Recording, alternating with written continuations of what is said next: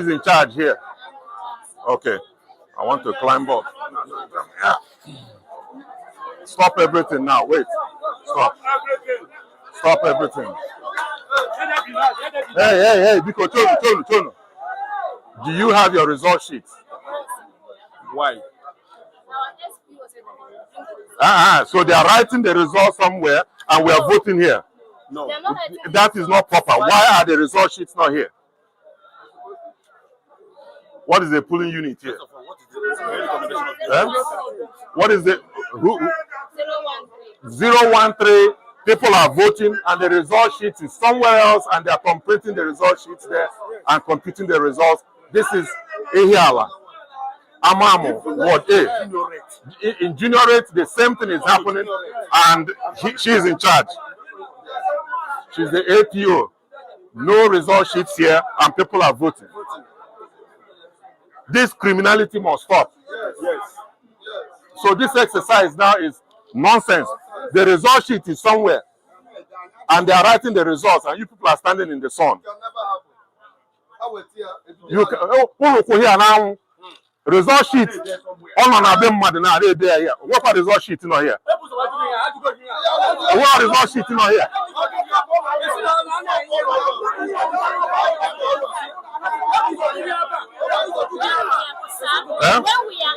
Hold on. Turn, can be honest. Hold on. This is not the first time I'm doing this work. Whenever we are going, we go with our result sheet.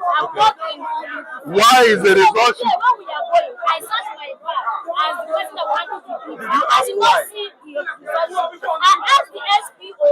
He said that we should go, that he will bring it. What is the name of the SPO?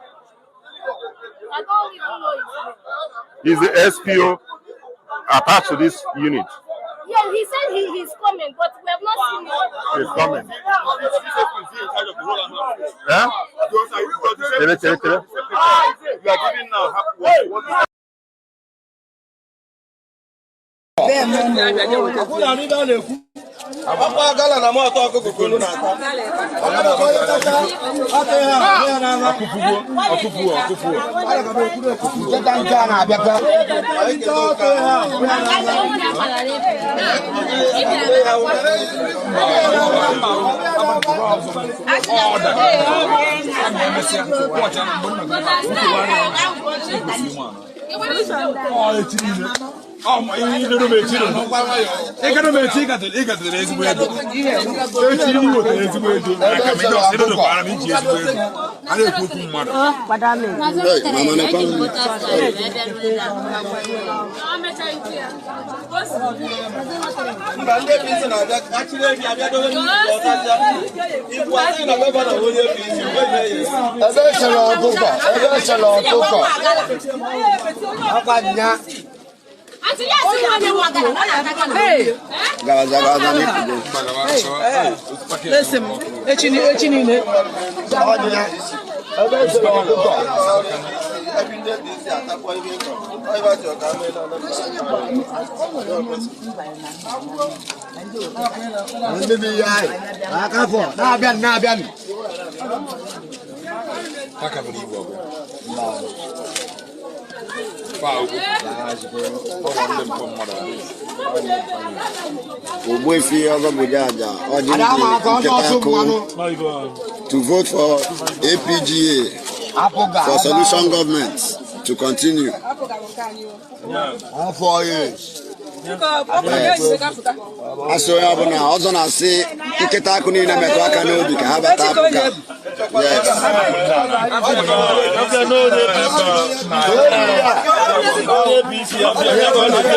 Don't worry.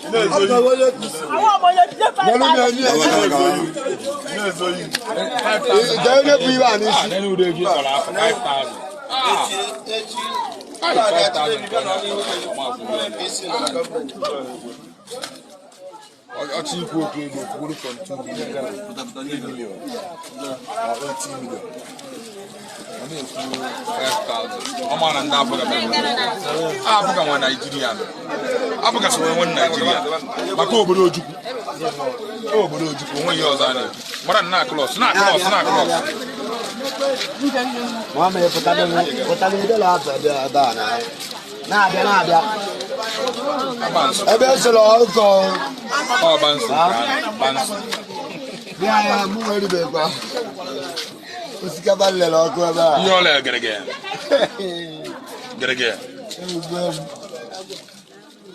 Well, I know some man on Aramaka.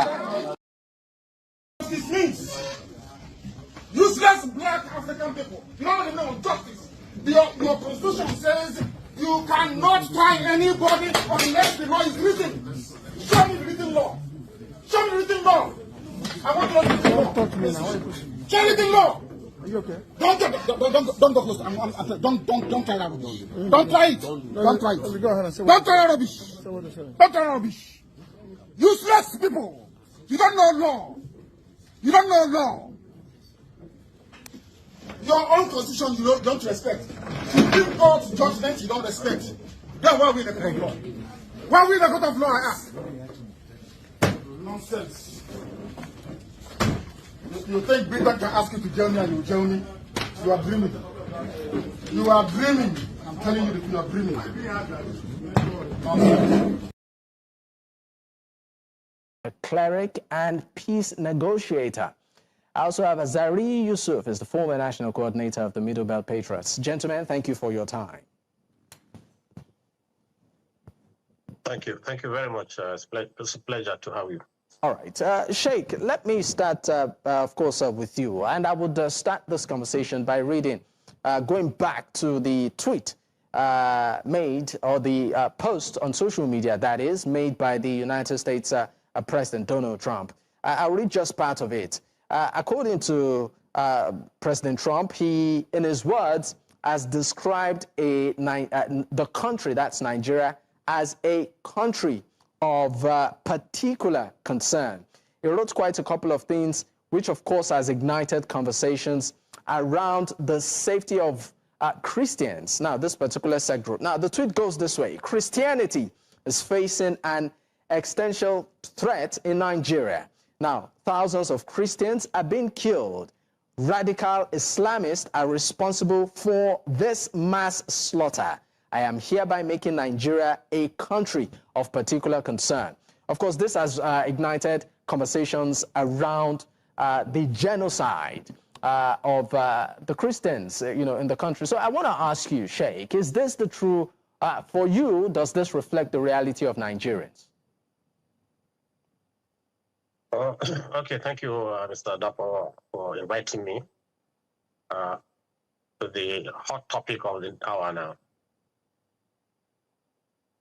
This allegation is false. It's a misrepresentation of reality, and I'm sorry to say it's also mischievous.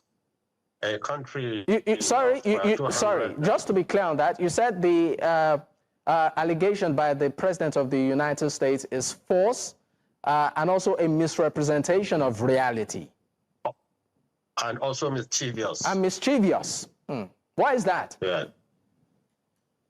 Because America knows about Nigeria probably more than what we know. They know everything. What is now the Boko Haram Commission by the government has proven that Americans used to ferry guns to Boko Haram. And recently, the retired Chief of Defense Staff said there is no way that international community is not involved in Boko Haram in the Eastern Theater, or North-Eastern Theater, because for 15 years the army has been battling them. Let me tell you what happens.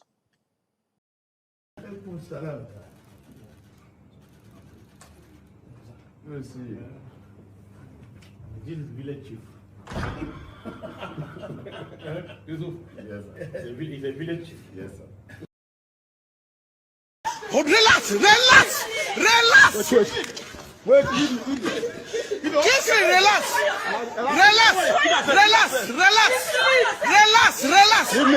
Kingsley, I said relax! Hold on. Now don't finish. When I come beat police for police station, new pass out Navy, newly pass out Navy, beating police in the police station, another police station, newly pass out Navy, Ladies, for police station. You don't bid for me for police station. No, let her go. No, let her go. Bring my tear. Bring my tear. Bring my. Radicals have beat us there. We've got to get engaged. What do we watch for here in the coming days and weeks? Action by President Trump and action by the Nigerian government. I think the other thing you watch for is a military coup in Nigeria, which I wouldn't rule out taking place as well with these weakened governments that exist in the area and the success. We are monitoring events. Anybody who wants to steal vote, we will catch him red-handed. All Anambra State look deserted. Today is the 8th of November, 2025. The gubernatorial election is going on. Businesses are shut down. It feels like another seat at home in Anambra State. The Anambrians have really suffered. The business people in Anambra State have suffered a lot. Every now and then their businesses are shut down because of one thing or another. Why should you ask businesses not to open because you are doing election? Why should you ask vehicles not to move because you are doing election? These business people need to survive. Normally on a good day, there are so many people on this road trading, but today there is only 1 or 2 people trading. Madam, brother, are you happy? Are you waiting for a bus? It appears as if there is no buses and there's no buses. And this is not good because do you think it's okay for buses not to run on election day? It's not okay, no. It's not okay, right? Not okay, okay.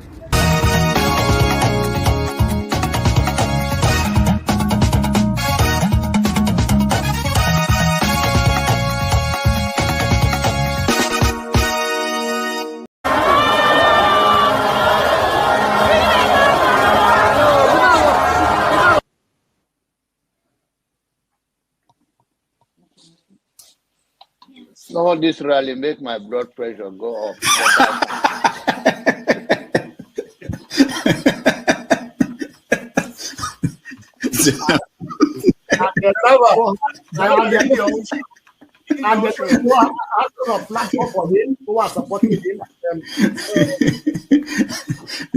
So you should get a filter sometimes, filter your thoughts before you say.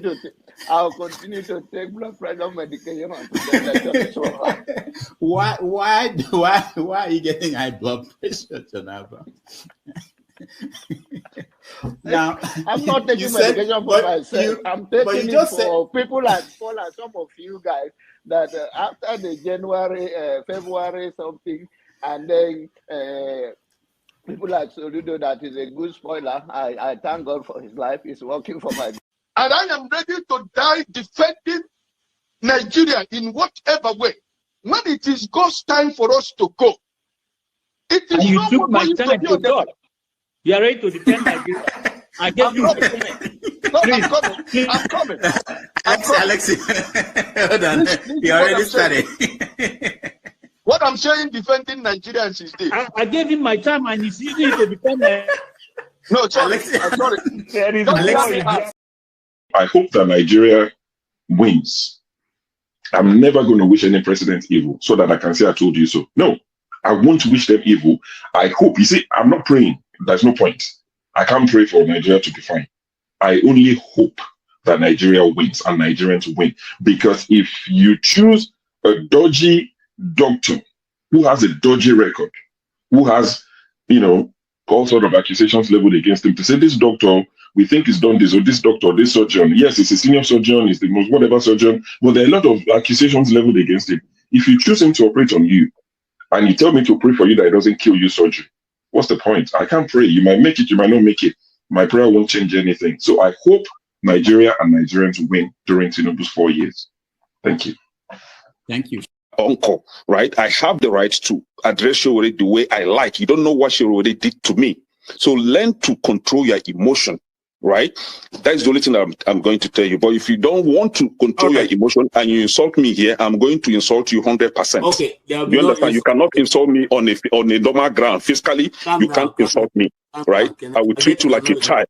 If you insult me physically, I will handle you like a child. I don't care your age. Do you understand?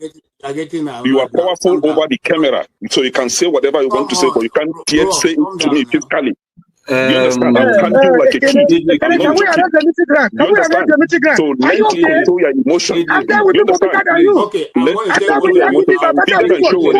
You're a rat. Please don't take him out. I also have a right to respond because he mentioned my name. There's no need to take him out. All you have to do is to meet them or something. And you're taking too long to admonish them. Comment. What did you say? Comment.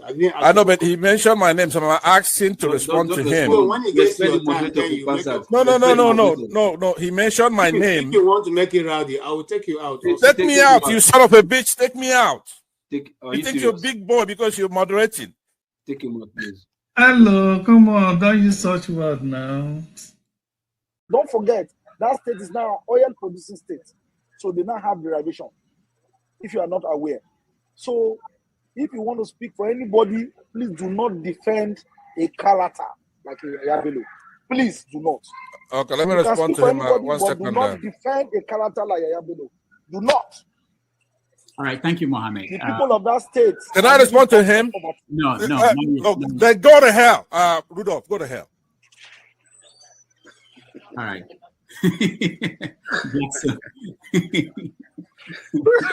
Rudolph, I've never seen this part of him before. Tinubu is a criminal, yes, of course, a categorical grade 1 criminal. The only person more criminal than Tinubu in Nigeria is probably Babangida. But he's a criminal, and is he fit for purpose? Absolutely not. Should Tinubu be the president of Nigeria? Categorical no. Is there a better option than him? That is subjective. So show me who he is.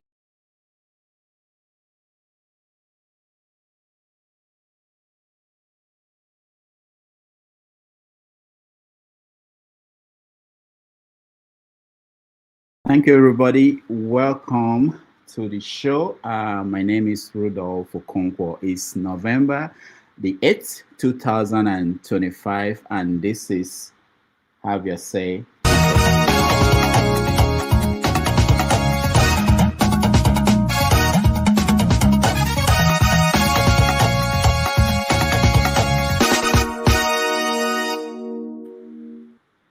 All right, it's another Saturday, and I thank you all for joining us, and I appreciate your time. And today we are monitoring the election in Anambra State.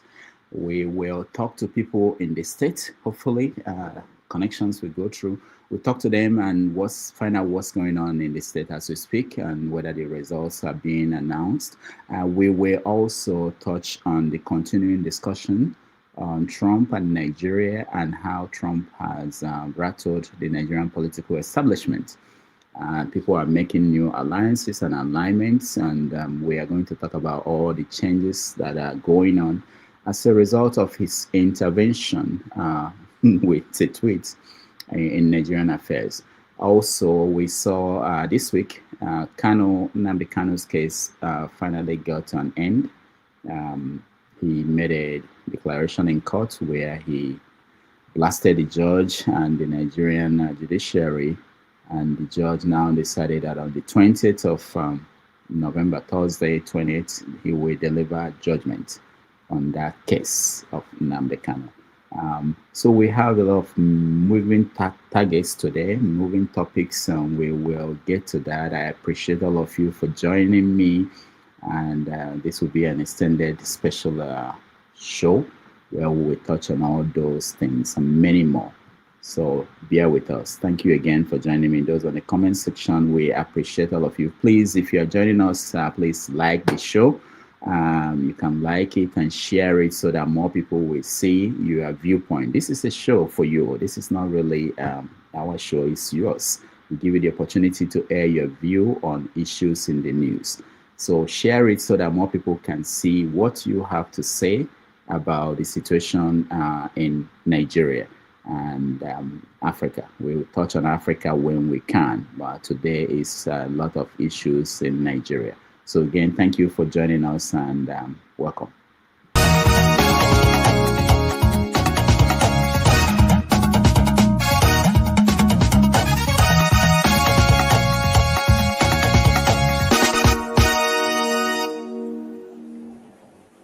Okay, so we have people in the studio already. We don't have much time to waste today. And those who are in the studio, turn your camera on. I will bring you in. Thank you, Mr. James, for being here. Thank you very much. All right, OC, thank you so much for being here. I throw a salute to Alex. Where are you there? You're in the sky. I'm just taking a walk. All right. Thank you. Yeah. Che and Fidel. Okay, Jide, you changed your name. You're now Che and Fidel. Thank you so much for joining us. Thank you, Dr. Beverages. Yeah, I'm here early today. Yeah. All right. Chris, thank you so much for joining us.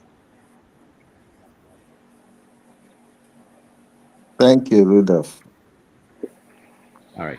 Okay, so I will still, while we are going to go to Anambra State as soon as we can get in touch with people who are there to give us current situation on the ground. But before then, let me come to you, James.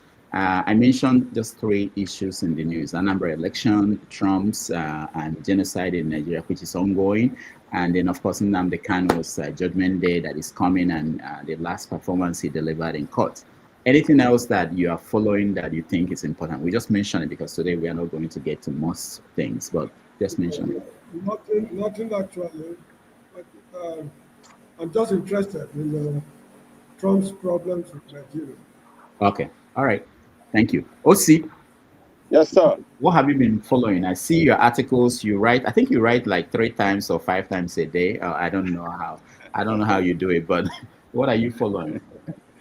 Well, I mean, I think all the issues you mentioned now are in the front burner. So just like everybody else, I've been tagging along those lines. Okay. All right. Che and Fidel. What are you following? What is going on? I have so much to talk about regarding Donald Trump's tweets on potential military intervention in Nigeria. Basically, the United States potential military intervention in Nigeria. I have so much to talk about, so much. Like, I need to unpack a lot of things. I feel like a lot of people are being misled. I feel like a lot of people are being misinformed. I also feel a lot of people are ignorant about what's going on. And I'm going to do my best to ensure that I not just provide my own opinion, but to provide real analysis, real contextual analysis of what's really going on and how it is very dangerous to our country. This is not a small news at all. It is very dangerous to our future. And I really would explain what is really going on. From an historical context, how they play this same playbook with other countries. Because this thing is not unique to Nigeria. The same playbook has happened in other countries. And I will explain how they are using the same playbook to destroy our country. But yeah, I'll just stop there for now. Thank you. All right. Thank you. Chris, what are you following? What stories? Well, I'm following this this genocide, but I don't see it as much as a genocide, more than a conquest project that is going on. I would allow you to state it in a way that is, in a way where situated in its proper position. Fulani conquest program in Nigeria going on. That's what I think it should be. Okay, thank you. Ovie, welcome to the show. Wassalamu alaikum, ya Jama. So what are you following? What story is important to you? I've been following Jide closely. All right. I think I told him yesterday that he should come prepared. I'll be here for him. So all right. All right. Thank you. Don't you have a job that you're trolling me? I mean, what's this? Thank you, everybody. We are going to start with that story of the continuing issue with Nigeria, of Trump, genocide, and how everybody is now reacting to that. I will play a video from an interview on Channels TV. Most of you have seen it, I hope. But sometimes we assume that people saw some of these things, but it may not be true. Let me play a little bit of that video, and then that will help us set up this conversation on what is going on with Nigeria. And I think this is the part where Gumi was answering questions. It's peaceful. That's the hotspot. Plateau now is peaceful. Benue is peaceful. So why is Trump nosing into? Sorry, I'm sorry to interrupt you. You said that Plateau is peaceful, Benue is peaceful, but there have been records of attacks lately. When last did you hear about an attack? When last? So for you, according to you, it's those states are peaceful. When last did you hear of an attack? When last? The government is working very well. All right. Let me. Kaduna, look, Kaduna Abuja Road used to be the den of kidnapping. Now you can go freely even in the night. Anyway, so things are improving. As things are improving now, this man will just come and try to steer a problem with us even in Nigeria. Anyway, for Plateau State, for instance, sorry to interrupt you. I mean, Riyom, there was an attack recently in Riyom. So, I mean, Yelwata, even though we know that it happened quite even recently that was in terms of weeks back, I mean, in Benue State. So, I mean, to say that these areas are peaceful, for some Nigerians, they might just feel that this, of course, might not be, might be a bit out of place. But maybe I should just give you 30 seconds before I bring in my next guest. 30 seconds to respond. That's not being microscopic in our analysis of what is happening in Nigeria. It's microscopic. On the macro. All right, that was Gumi trying to say that things are okay. But we see all through the week, there were activities going on that showed that the establishment, they are panicking. This is one of them. Let's see. This is village chief. Yusuf, yes, sir. He's a village chief. Yes, sir. All right, that was the Sultan of Sokoto visiting Bola Tinubu, the president, in Aso Rock to discuss some of the issues around what the pressure that the American government is putting on Nigeria. One of the issues that we are hearing now is that they also want to see Sharia law taken removed from the law books of Nigeria. That's one of the demands of the Americans, because Tinubu is making moves to reach them and say we are doing things about this, and they are adding conditions, saying that we don't want Sharia in Nigeria because it's not conducive. So also we know that our friend, I'm looking for that video, I think I have it somewhere, Akpabio was there was a story that Akpabio was challenging Trump. And Akpabio, it was a fake story. Akpabio on the Senate floor said, "Who am I to talk to Trump?" People are really, the establishment in Nigeria, they are worried about what might happen. So let's talk about that from different perspectives. This is a story that is not going to go away. Let me start with you, Mr. James. What is the new thing since last week?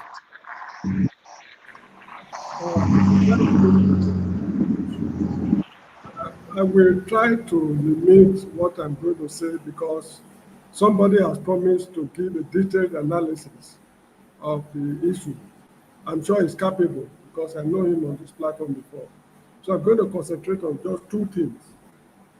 First of all, the Nigerian military, from the look of things, they are already frightened because they are saying that even if the Americans are to come, they should come and collaborate with them to do whatever they want to do. It has a terribly serious implication, that collaboration. I'm going to explain it. And secondly, what should be done as a result of this problem? These are the two things I want to talk about. Please, if I'm consuming too much time, let me know so that I give other people a chance to talk. In the year 1980, the Soviets invaded Afghanistan. As a result of the invasion, the Americans went there to help the Afghans to flush out the Soviets, and they succeeded in removing the Soviets. The Afghans later turned the guns on America. That was what happened in Afghanistan. In Iran, the Iranians had a battle with, had a war with the Iraqis during the days of Saddam Hussein. The Americans assisted Saddam Hussein to fight the Iranians. The war lasted 8 years or so, no winner, no vanquish. It was a stalemate. After the war, Saddam turned the guns on the Americans. Osama bin Laden was a US ally. After they finished their business, he turned the guns on the United States. Now, here are the people in Nigeria who have been terrorizing the whole of West Africa, now say they want to collaborate with the Americans. If they want to come, we'll collaborate with them. Let's work together. In the first place, the US military has given Nigeria sufficient assistance to fight this battle. They were reluctant to selling to Kanu jets. When they sold the jets eventually, I think they built a base somewhere in Jaji, I can't remember the place, and they formed a squadron to manage the jets. That alone is enough to solve this problem. But there are internal contradictions in Nigeria. Now, if the Nigerian military should collaborate with the Americans for this proposed invasion, at the end of the invasion, they must have learned a lot from American military tactics and maneuvers and what have you, get their weapons, and when they unleash the final horror on Nigeria, nobody can stand it. Because this is what happened in Afghanistan, it happened in Iraq, with Osama bin Laden, in Libya, and so many other places. So this is a game the Islamic terrorists are using to fool the Americans. And I hope the Americans will be able to read clearly between the lines. Now, the second aspect of what I'm going to say is, what should we do? We've had enough of the Fulanis in Nigeria. Let me call a spade a spade. In 1804, Sokoto Jihad of 1804, they came as colonialists. Just the way the British came, they came as colonialists and colonized the whole of northern Nigeria. Now, that era of colonialism needs to be addressed the way we address British colonialism of Nigeria. Because of the problems they have caused and the possibility of plunging the country into a war with the United States, adequate disciplinary measures must be taken against them. And what are these measures? When they conquered northern Nigeria, all the emirates were manned by Fulanis.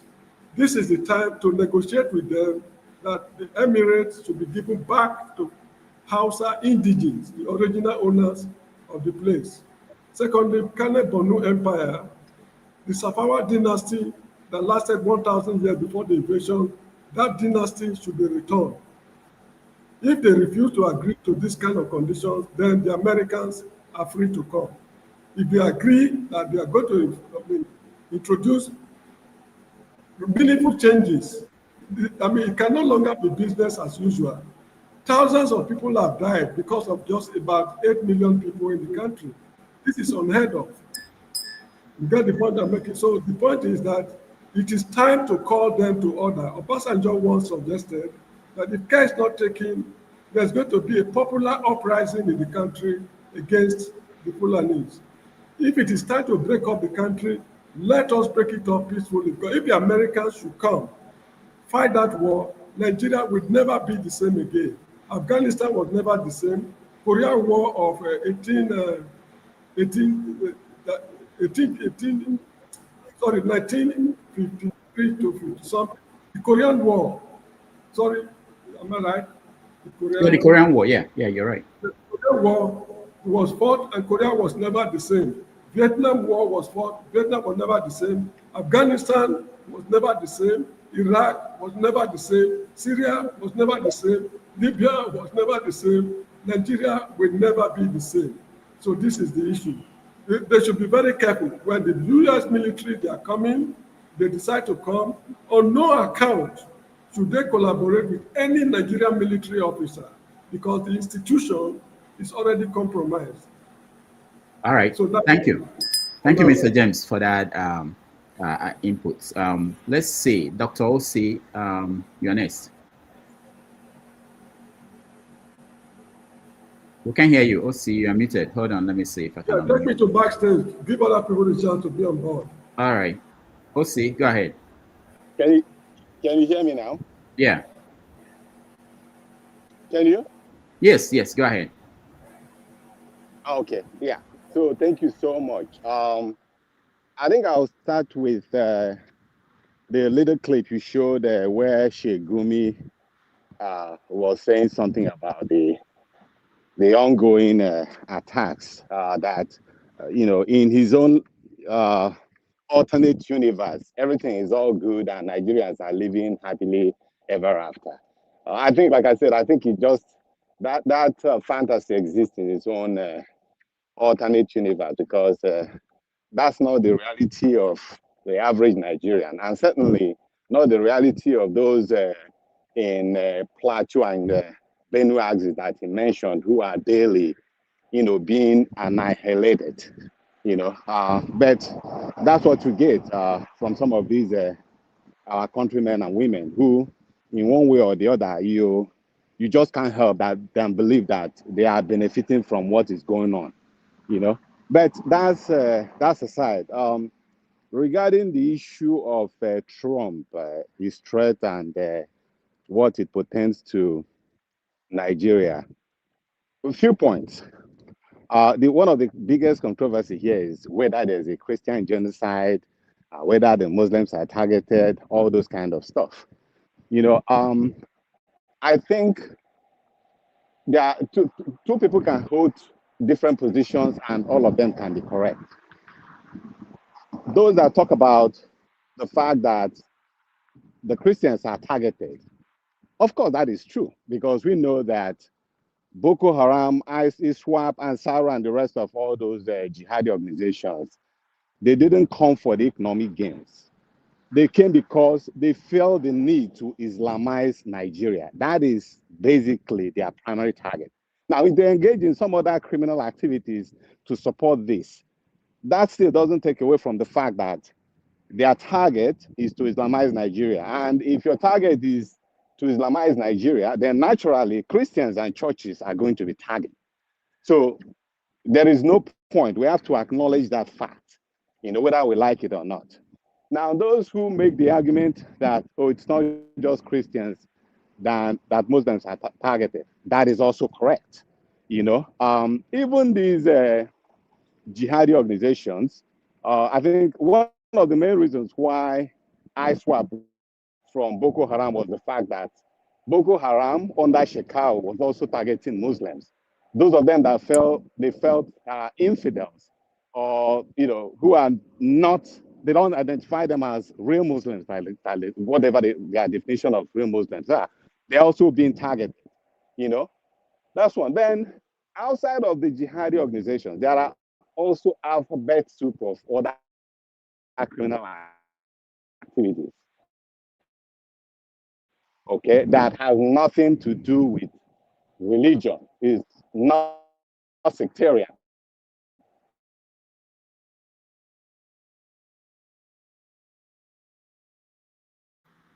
We lost Osi. Let's go to Che and Fidel.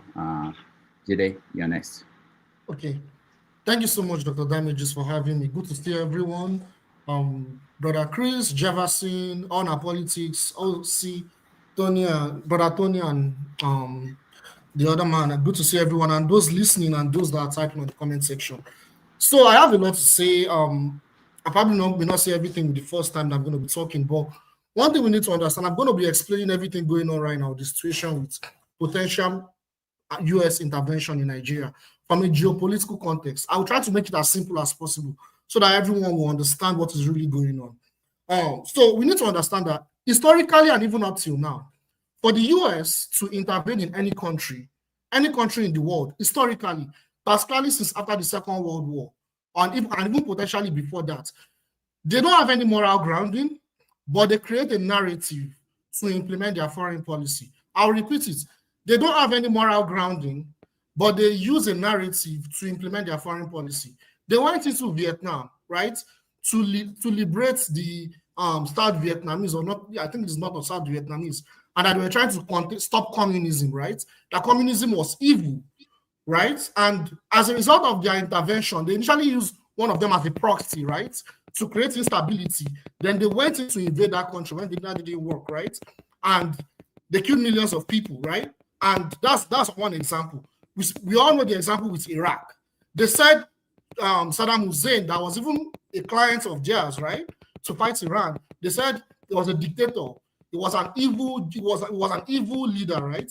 I had weapon of mass destruction, and they were going to Iraq to spread democracy. We all know the story. They went to Iraq.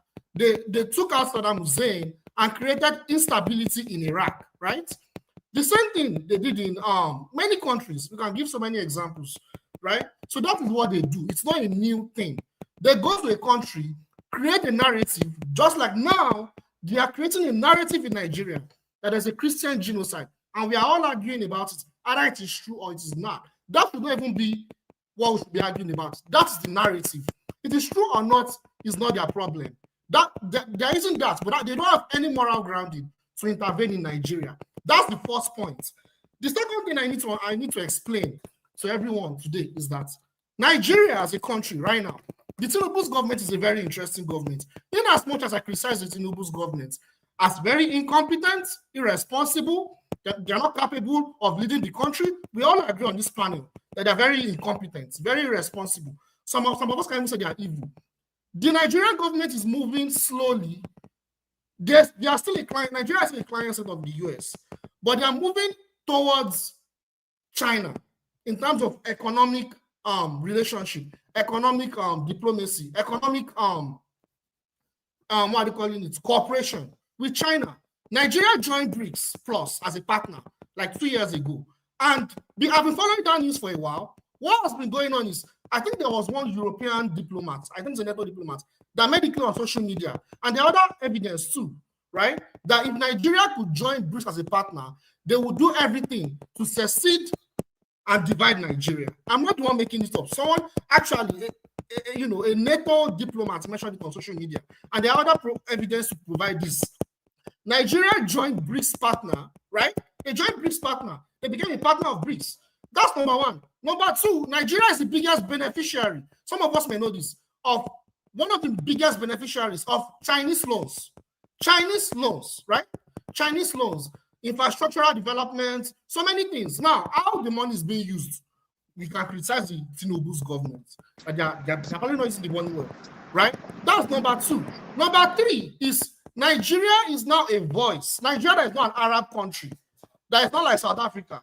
It's now a voice for the genocide, the genocide in Gaza, for the Palestinians. Tinubu, a few months ago, went to join an Arab summit to criticize the genocide in Gaza.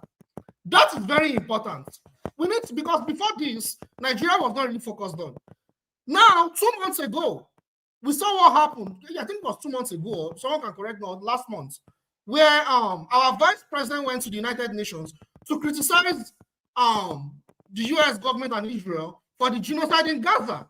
And a few days later, I repeat, a few days later, decided to create this narrative of Christian genocide. So we need to understand that Nigeria as a state, the US do not want Nigeria as a state. They see Nigeria as a threat, moving away towards Chinese influence. And they do not want that. So now they need to harden their grip on Nigeria. That's number two. Number three, this is very important.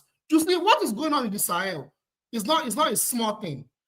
The revolution in the Sahel, the coup that happened in the Sahel by Mali, Niger, and Burkina Faso is an anti-imperialist coup, away from not just French influence, but even Western influence. They are trying to fight for their sovereignty, and they have moved towards Russia and China, both for security cooperation and for economic cooperation. We all know that. Now, it's probably, they still have terrorism going there. They are still fighting terrorism. They've not won the battle, but they are making progress. Now, Nigeria as a state, they need to use Nigeria. Could they potentially want to use Nigeria? Because last year, we need to follow this chain of story, right? Last year or 2 years ago, the US military requested that they wanted to have a base in Nigeria. And the northern elites pushed back and said no. In fact, I think the northern elites wrote a letter to the US, I think to Tinubu, that they should never bring in any US military base to our country just after Niger carried out a coup and they found the Sahel. The US wanted to establish a military base in Nigeria. I'm going somewhere with this. So now, that was rejected. The Nigerian government, which I give kudos to, they rejected it due to pressure. Now, they are still doing their best. Could they be doing their best to ensure that Nigeria is used as a pawn against these anti-imperialist Sahel states? Like we see in Ukraine. Look at this. I'll use Ukraine as an example. You see, Ukraine, before 2014, their leader was a non-alignment leader, right? It was I've forgotten his name now, but it was non-alignment leader. Then the US, they went to meddle, right? They went to meddle in Ukraine's political affairs in 2014. That led to the coup that made Ukraine to be a client state of the West, of the United States. And since then, Ukraine has been used as a pawn against Russia. Then the military invasion by Vladimir Putin in Russia to destabilize Ukraine. We can see the potential consequences of this. I'm not going to go further talking about that, but that's another point we need to consider. Another thing I would like to talk about is very quick. Is you see what's going on in Nigeria is exactly the same playbook that happened with both two major countries. There are other countries too, in a way, but there are two major countries I want to use an example from, we should learn from. One, they were able to liberate themselves from that, is Russia. The second is Yugoslavia. Russia, after Soviet Union collapsed and Russia became a state, they had an election. Boris Yeltsin was voted in as the prime minister of Russia. Now, what happened when Boris Yeltsin was prime minister of Russia was that Chechnya, which is part of Russia, they are Muslim, they are kind of like a Muslim majority like states, right, in Russia. They declared independence because we need to connect all these dots. I'm not going to connect it for everyone. Everyone can connect these dots. They immediately declared secession from Russia. They declared secession and they were causing instability in Russia. And that instability went for years. And as that instability was going on, Boris Yeltsin was a puppet of the United States, right? Was a puppet. The resources in Russia was being plundered, not just by the American, not just by multinational corporations, but also by elites in Russia. By elites in Russia, right? It was plundered. And also, there was complete instability in Russia. We all saw, and Russia was getting aids, IMF loans, World Bank loans within the 90s. That 90s time was a very devastating period for Russia. Chechnya was about to secede. They fought that war. They struggled to defeat the Chechnyans. And Islamic freedom fighters that were trained, that were from Afghanistan. I think it was Mr. Agenda mentioned about Afghanistan. Afghanistan, those people, those criminal jihadists, they went to Chechnya to cause instability in Russia, even though Russia was a client state to the United States. Now, that now led to the rise of Vladimir Putin. They now voted, Boris Yeltsin left power. That played a role in the rise of Vladimir Putin.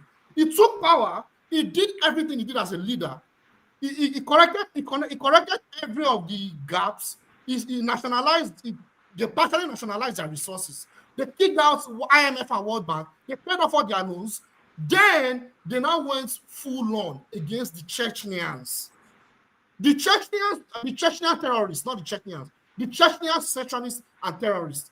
I'm using that to say that the Chechen terrorists were linked to NGOs and the CIA. I'm not going to go into going deep into that. Now, Yugoslavia. Yugoslavia is what we need to learn from the most. There is a man in the 90s. He was leader of Yugoslavia. His name is Yugoslavia is just like Nigeria in terms of internal contradictions. You have different ethno-national states in Yugoslavia. Bosnia is a Muslim majority or has a significant Muslim population. The Croats, they are Christians. The Serbs, they are also Christians. But the Serbs are more or less like the anti-imperialist core of Yugoslavia. Now, Milosevic was in power, right? And Milosevic, he made a big mistake. He decided to move towards the Western influence. He started to get IMF loans, World Bank loans, IMF loans, you know, decided to involve themselves in Yugoslavian resources. At the same time, under Milosevic, CIA started to, and other institutions, other foreign and Western institutions, decided to back terrorist groups, Islamic freedom fighters in Kosovo, basically called Kosovo today, and other parts of Bosnia. Jihadists, they moved from Afghanistan, from Chechnya, they are all connected. They moved there to create instability. Then they blamed it, guess who they blamed it on? They blamed it on Milosevic. That Milosevic is a dictator. He's incompetent, he's evil, you know, he's killing his own people. You guys can connect the dots. I hope you guys are able to connect the dots. I'm not saying Tinubu is a good government, Tinubu's government is good in any way, but you guys should be able to connect the dots. Now, the National to fund them, train them to create instability, to kill thousands of people, right? Then they use that as a narrative in 1999 under Bill Clinton to go and bomb Yugoslavia. They ousted Milosevic. He was subjected to ICC, despite the fact that Milosevic was a neoliberal stooge. They bombed Yugoslavia and they seceded Yugoslavia. That's a very important point. This is exactly what the chain of what happened in Yugoslavia is currently the chain going on right now in Nigeria. Now I need to talk about something. It's very important. This okay, you have 2 more minutes because yes, have to get yeah. One more point. I'll keep talking more, but I'll give this last point. Now I'll talk about this point. You see, I need everyone to understand this. We don't have anywhere else to go to, even if some of us live abroad. That country, either we are Igbo, Yoruba, or any ethnic group, that country is our country. I have 2 minutes. I'll just talk about this. That country, that place called Nigeria, whatever name it is our land, it's our ancestral land. If we allow a foreigner, a foreign country that has an history of the worst atrocities in humanity since Second World War to come and save you, then, in fact, we are moving towards our own self-destruction. I'll stop there. Thank you. All right. Thank you, Jide. Let's hear from Chris. There are so many questions, things you raised, but I will not touch on that because that will mean you speak more. Let's hear from Jide, from Chris. Chris, go ahead. Hello, everyone. I hope I'm coming out. Yeah. Yes. Okay. You know, this is have your say. I would have. Yeah, this is have your say. I would have loved to have join issue with those fallacies this guy said. Just found it now. But let me just leave it. So let me just leave it and go to what I want to say. I want you to frame this as planning. What is it called? Colonization program. Okay? And I give you reasons and I give you evidence. Okay? Now, you know, this Fulani colonization effort started 1804. They stopped it at, the TV people stopped it when they are marching down south. And then the Britain came and took over. After the independence, the Ahmadu Bello said, this Nigeria will be their own father's estate. And they have been pursuing this project ever since. Now, how are they doing it? Islam is their religion of conquest, just the same way as Christianity is the religion of conquest for the Europeans. In northern Nigeria, you have about 60 to 70% government leadership attributed only to one ethnic nationality, the Fulanis. In recent time, Bala Muhammad said that their intention is to bring all the Fulanis and place them in Nigeria. And that is happening. Buhari, when he assumed the office, went to the, in fact, before they assumed the office, actually, before, if it were just to people to help them, I made it this clear yesterday. If the problem of the APC at that time was to bring people to come and vote for them, they could have opened the Kwara State, get the Yorubas from Benin Republic to come and vote for them. They didn't do that. Instead, they went to Mali, they went to Burkina Faso, they went to faraway places, bringing the Fulanis to come into Nigeria. And when they came, they are asking people to give them lands to settle them. That's when people refused, then they started this violence. Now, when you hear that Muslims are killed, yes, of course, the people that own the land in the north, some of them are Muslims, but they are not Fulanis. So they will be killed in order to take land from them. Then again, I want people to understand that this project, as long as Nigeria is intact, it will not stop, because they have this thing, every right to continue the project. So if America comes in today, so if America is coming in because they don't like what is happening in Nigeria, there's a lot of killings in Nigeria, then they must have to review their policies on Nigeria to make sure that Nigeria can never be just one entity. And even if it survives as an entity, the nationalities within Nigeria must be allowed to operate and a very large autonomy on their own. So if, from what I'm looking at, if it is just to come and bomb the terrorists, it's not going to work. It's not going to solve the problem of Nigeria, because, like the change said, he told the children, just when they pour hot water, to tell them to just keep calm. Anything that is hot will definitely go down. So, as of now, the Fulanis, their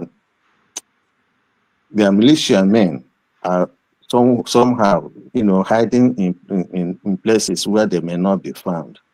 But more important is also, recently, Sultan of Sokoto had a meeting with all the elites of the northern extraction and told them that their job is to ensure that anybody who is going to rule Nigeria must come through the north. Must come through the north. Even if a southerner or anything, they must come through the north. In other words, the Fulani has to give them the blessing. Now, when you come to colonization, colonization does not mean when, after all, when Britain came, to colonize Nigeria, they were using, I know I only have for 5 minutes. I'm sorry. I have to make sure everybody knows. Okay, no problem. But I just want to make this clear so that you understand it. That the colonization that is happening in Nigeria does not necessarily mean that the Fulanis will be ruling.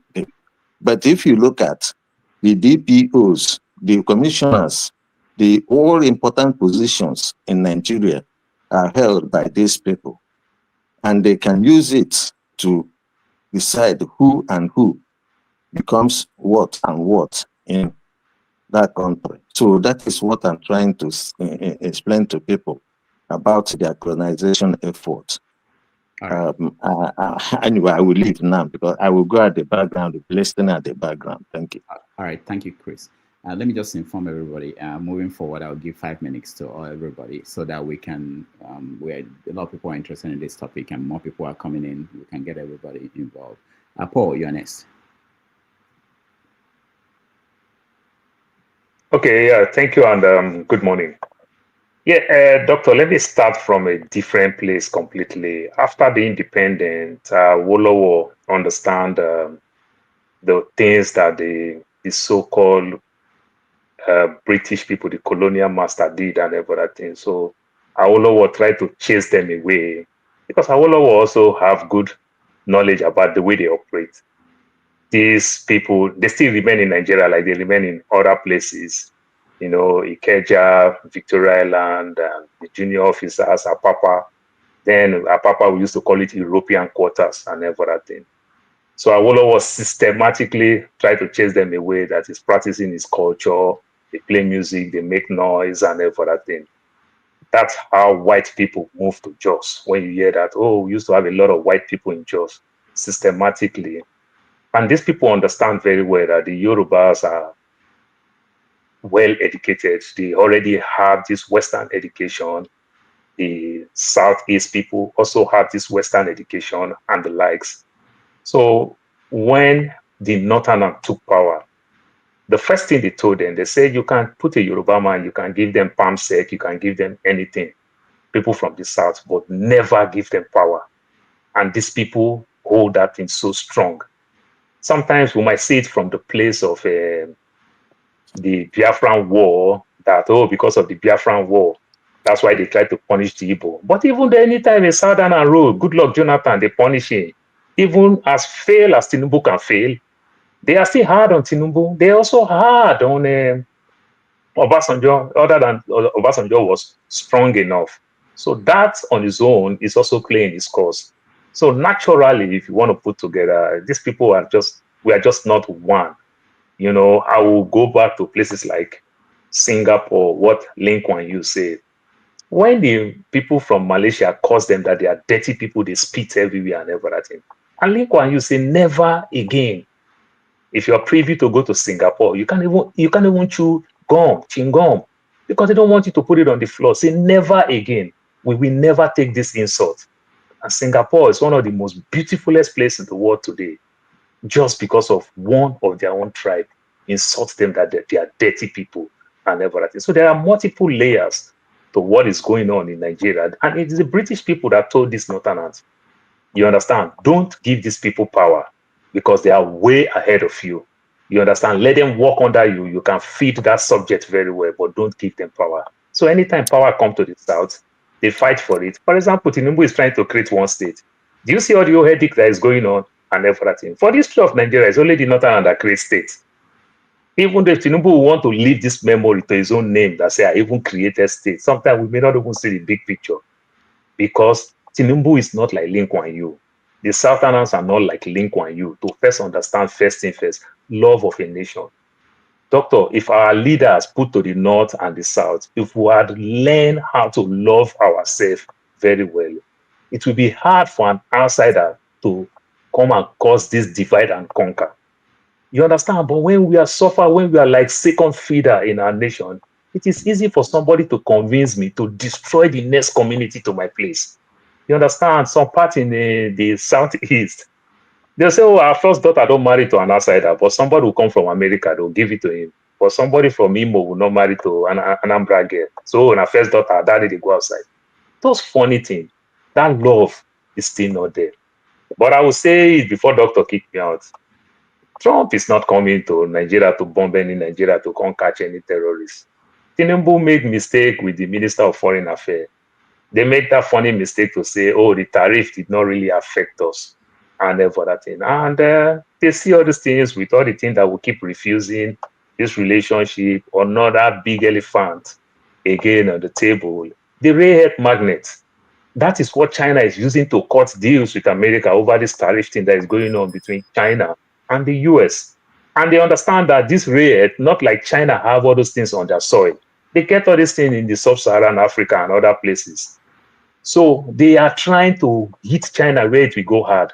That's why you see China come outside first to kick against what US want to do in Nigeria, because US is hitting them hard with the rare earth magnet. And another way around, it might even favor Nigeria because it is the governors and the big men in the north that is making this money. This money is not going to federal government. It's not going to Nigerian post.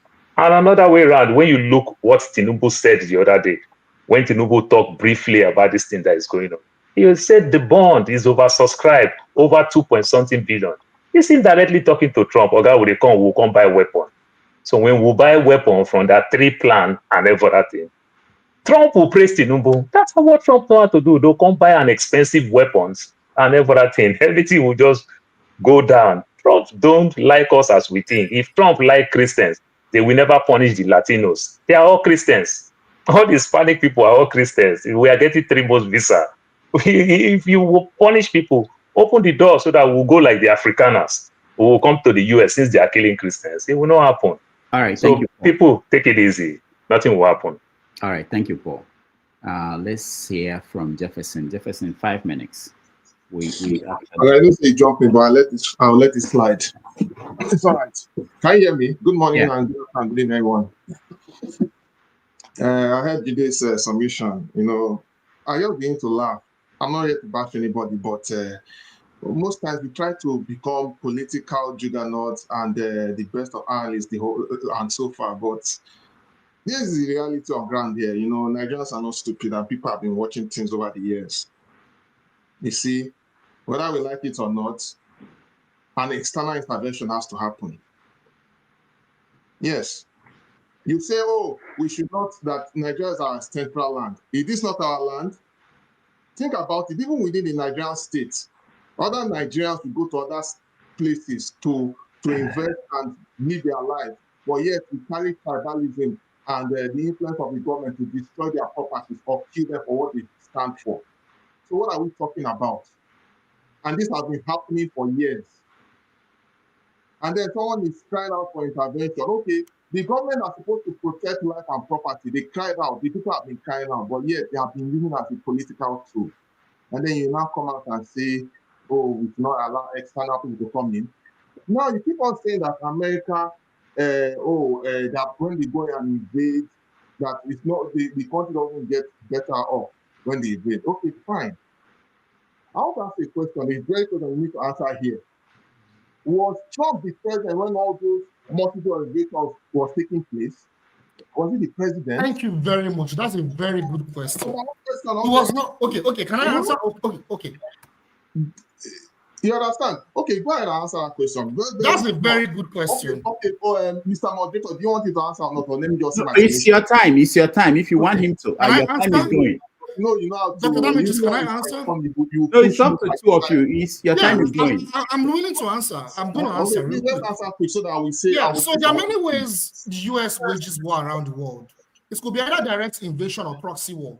Under Donald Trump, proxy war was going on, and they dropped huge amount of bombs on Yemen, right? Under Donald J. Trump. Yeah, so let me finish my conclusion. Let me finish. I'm not supposed to hear me. You see, there's a give and take situation here. You understand? Whether we like it or not, there is terrorism that happen on a major scale. The one that I'm even waiting for on this panel, but let me just keep it silent. You know, most times if you notice, since that October 7th situation till now, they have been pushing the narrative of Palestine. But if you are going to do historical context and find what is going on, even the people are even beginning to realize that Palestine is not a real place. And it was never mentioned even in the Quran that people behaved in. But I don't want to scatter this platform today. I'll keep that discussion for another time. Okay, can I finish my answer? Yeah, that's a good point. Should I finish my answer? Okay, you want to listen to my answer? Awesome. Yes. Awesome. Thank you so much. So yes, you are very correct. Trump did not directly invade another country. But under his watch, sorry, there were proxies. Show me that timer. You are showing me timer. Your time is going. Can I finish? Okay. Yeah, I'm going somewhere with this. But everywhere they try to fight terrorism, they failed. The people that, I'll give Syria as an example, real quick. Syria, they were supposed to cooperate with Russia and China to fight the terrorists in Syria in 2014, early 2014. Guess what happened? They failed. The US failed. Russia and China, they collaborated with Iran to defeat an Hezbollah, to defeat ISIS and Al-Qaeda, and keep Bashar al-Assad in power. But then, who was the president? It was Obama. Obama left presidency 2016. You are talking of 2014. No. Can I? So 2014 to 2018. Let me open my submission. Please, I know I don't mean to do this. So the bottom line is that whether we like it or not, our people were not matured enough. Even after Trump made that declaration on Twitter twice, and then I'll be speaking through the defense secretary and all that, there is still issues happening. There are still killings going on. And then look at the likes of Gumi coming on the national television, trying to justify why they should handle the issue of these bandits with kit glove on our face. So that means other Nigerians don't have any right to say anything. Look, nobody, I keep on saying this, nobody has monopoly of violence. Nobody. But this is not the point. If you want to have a country, we need to sit down and have a consensus and discuss and bring these issues on ground and let us live peacefully. We can solve it. This problem is not hard, though. It's not hard. It can be solved in a snap of a finger like this. But and then sorry, before I finish, it is not by accident that the Sultan of Sokoto is going to Aso Rock. How many times he doesn't go there? But why is he going there in this critical time? He's not telling there is fire on the mountain. There's fire on the mountain with our nation. Because we're doing what is right from the beginning. There won't be any room for anybody. There won't be any room for for them to be in chaos. So let us stop deceiving ourselves. Let us face the reality as it is. I rest my case. All right, thank you, Jefferson. Thank you, Jefferson. Yeah, let me go to Ovie. 5 minutes, Ovie. You are starting now. Even me to 5 minutes. Anyway, let me start. Let me say in the future one. Jide, I want to say thank you. Thank you for two obvious reasons. Me personally, I respect people that learn and teach from history. So I give it to you from that. And two, I think Nigeria is at a crossroad. And we are supposed to be having debate regarding where the country is and what it's facing right now. We are at a crossroads in the sense that we stand a chance to take a step forward towards our total sovereignty or 60 years backward. It's up to us, even though we are not in sync with our elites, rightly so. But I think our conversation should be along those lines rather than name callings and insults and personal story and all that. And to those people who still don't understand what times we are, I always quote Bob Marley, right? Some people, everybody focuses on wanting power, but they don't know what time is it. In the words of Adam Smith, there's a group of people that he classified as masters of mankind. Those people who are in charge of factors of production, things that literally makes the world goes round. And whether we like it or not, those men are on the move again. And whether we like it or not, Nigeria is a hosting state for the Third World War that is unfolding. History, as Jide already started with, if you go back to, there's a document I would advise everybody to go and read, NSC 68. It's called National Security Council 68. That was the policy the American people put forward to contain the Soviet Union in the 60s. There is another one that is out. It is called Strategic Competition and Integrated National Power Act. And it's solely to contain the advancements of China. I will read 3 lines from each. In the 60s, they tagged the problem, whatever they were after us, the issue that face us are monumentous, involving the fulfillment or destruction of the free world. In today's document, the United States is in generational competition. Victory requires mobilizing every tools of national power.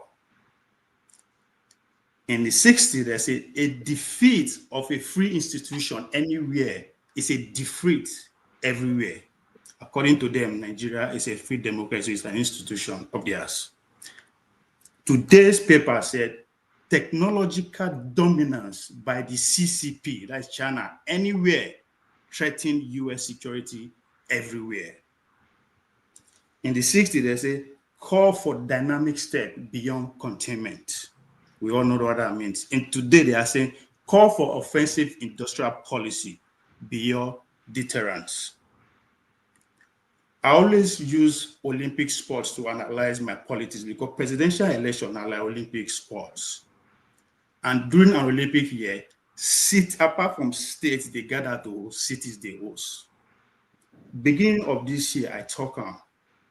I say Ukraine and Russia now hosting state for the Third World War.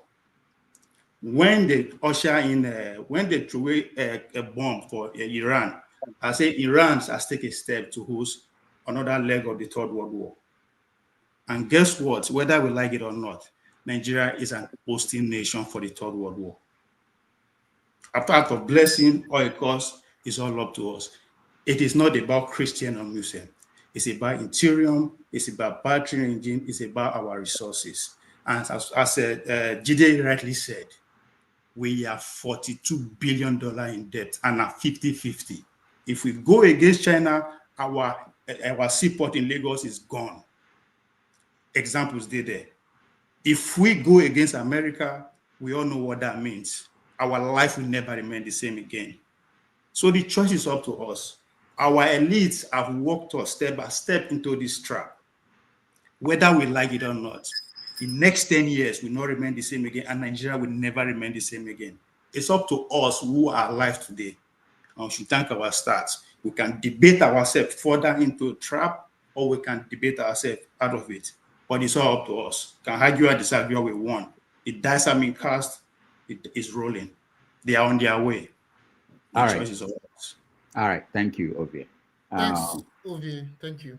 Tony, so can I come in? Tony, you are next. Greetings, Dr. Damages, and greetings everybody on the platform. I won't speak for long, hopefully. I will start by saying that it's unfortunate that Nigeria is going through this type of, I call assault, in the bad news for all sorts of things. And this time, the issue of genocide or no genocide. And it's unfortunate that as Nigerians, instead of facing the reality of our situation, a lot of us have been involved in all kinds of dialogue that I think does not help the Nigerian situation. First of all, let me address the issue of genocide. Is there genocide in Nigeria? I think to understand that, we need to understand the definition, international definition of genocide. What is genocide? I think it's important because it will help us, it will help to guide our understanding of what genocide is. Now, this is one definition of genocide. Genocide is the intentional act to destroy in whole or in part a national, ethnic, racial, or religious group. And there are two keywords there: intent and action. Now, I would just want to read a few quotes here so that people can make up their mind. Now, and first of all, I want to start with our president, then in opposition. In January 29, 2014, he wrote in his Twitter handle, and I quote, "The slaughtering of Christian worshippers is strongly condemnable. It calls to question the competence of Jonathan to protect Nigerians," unquote. This is Tinubu writing when he was on. Mark the three keywords that he used: the slaughtering of Christian worshippers. Now, I move over. In 2020, The new INEC Chairman, Professor Joash Amupeto, in writing a legal brief, it was titled Legal Brief, Genocide in Nigeria, the Implications for the International Community. And this is what he wrote. It is a notorious fact that there is perpetration of crimes under international law in Nigeria, particularly crimes against humanity, war crimes, and genocide, unquote. And he specifically mentioned that the victims are mainly Christians and majority ethnic groups in Nigeria. And then he urged the international community to stop what he called pogrom and attacks against the Christians and the minority groups in Nigeria. On February 27th, 2020, now our Lai Mohammed, the information minister and culture at the time, was addressing a press conference in Abuja. And then he was speaking about the insurgency by Boko Haram and ISWAP. This is what he said, part of what he said. Now, he was talking about the insurgents, have recently started targeting Christians and Christian villages for a specific reason, which is to trigger a religious war and throw the nation into chaos. Now, recently on Trust TV, an APC stalwart, Senator Adamu Garba, said, and I quote, "When you look at the number of people who have been killed over time in Nigeria, in villages, sleeping in their homes, defenseless, then what can you call it? It's nothing but pure genocide." Now, I can go on and on and on and on, because of time, that people have said. Now, if you look at all those quotes, you look at what the authority said to the president, look at what Catholic Bishop of Makurdi Diocese, Bishop Anambra said, and you look at Pastor Buba, you look at Reverend Ezekiel Dachumo, people who are affected in one way or the other by all these things, and people who have seen it. You cannot just conclude, looking at videos and what they say, that there is a systemic, deliberate, intentional action to exterminate either an ethnic group or a religious group, by a particular set. Keeps on reoccurring, and government seems not to be in a position or incapable to do it. So when people begin to blame government of complicity, or the agents of government, of complicity, even when intel is given, even when information is given, again, you cannot but conclude that there is a targeted attempt at eliminating Nigerians. So now, if the government has shown incapacity to save Nigerians, and someone comes in to say, listen, we can't tolerate this thing anymore, particularly somebody who has also been helpful in helping us to fight terrorism, I think that is, for me, a tonic to ginger Nigerians, to ginger the government, to nip this thing in the bud. And if the government has failed to do it over the years, I think the government has itself to blame. And I just want to stop there because my time is up. Thank you. All right. Thank you, Tony. Uche, you are next.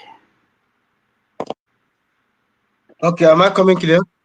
Yes. Okay, good evening, everyone. Mr. Ludo, good evening. Mbedoma.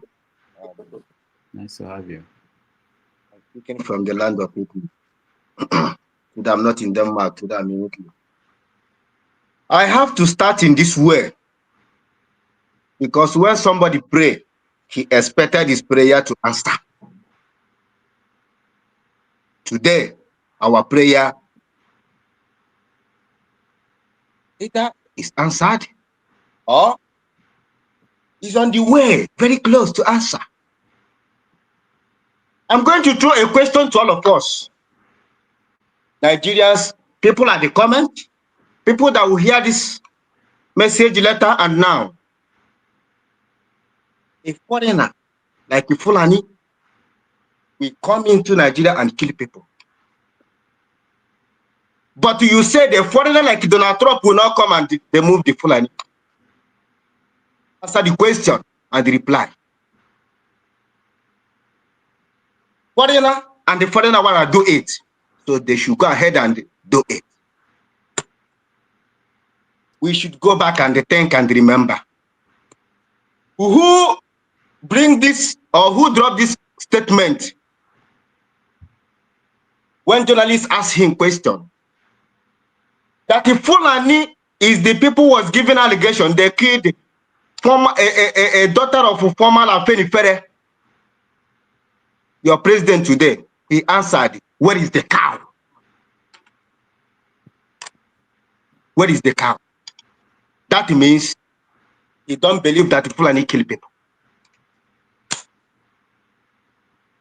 I will come again and he said, when Biafrans go to Donald Trump, either Donald Trump or his team, and beg him, please come and rescue us. The Christians, we are suffering in this hand of rulers. And the Nigerian government will go at the back and they carry heavy money, big money. Go and beg, please, we need to move to these people. They should not talk. We are dealing with them because these resources is in their land. Don't allow them to talk. Are you talking to foolish people that cannot think? White man reason than black people. The white people reason. They have common brain. Their brain is working. So when you keep on doing it, one day they will say, you are the problem. You're coming with the money to bribe us. Problem. We have to deal with this issue. And we said, we should understand this. Anybody here decide or clamoring of this one Nigeria, you should accept this killing. When it comes to your family, to your house, accept it with the full mind. Accept it. This is what one Nigeria brought. We don't want one Nigeria. That is why we said we don't want this killing. In our local language, we call it Mando. Mando. What is the meaning?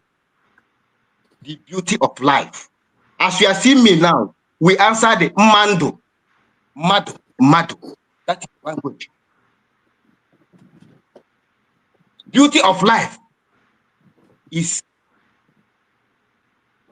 more than gold.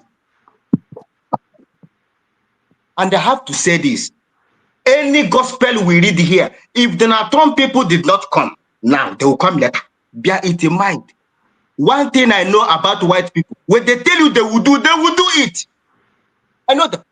Work with them for years. They will do it. Forget about the stories and all the comments from somewhere. And I will say this. Who gathered the fake Christian can? Who gathered them during his campaign? Who gathered the fake Christian can? You don't want the men can people to come and represent and tell you whether we will support you in your campaign to be a president or not. You don't want. You went and they rent.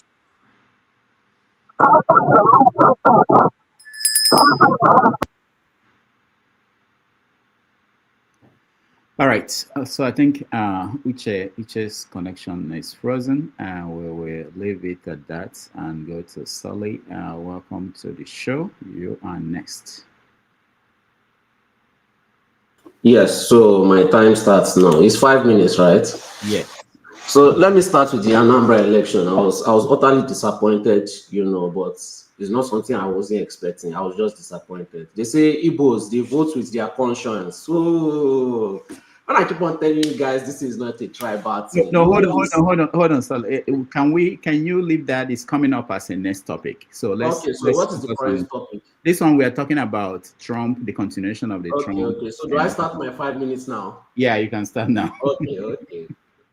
All right. So Now, you see, any Yoruba person, especially our Yoruba so-called elders, that comes here and tries to give you statistics and explanation and defense, you know, always trying to use this kind of subtle defense, where they will try to do soft denial, which is just a way of defending Tinubu at the end of the day. Trust me, they are just defending Yoruba presidency. They are not defending the people. They don't care about the resources. They just want Tinubu to continue his second term.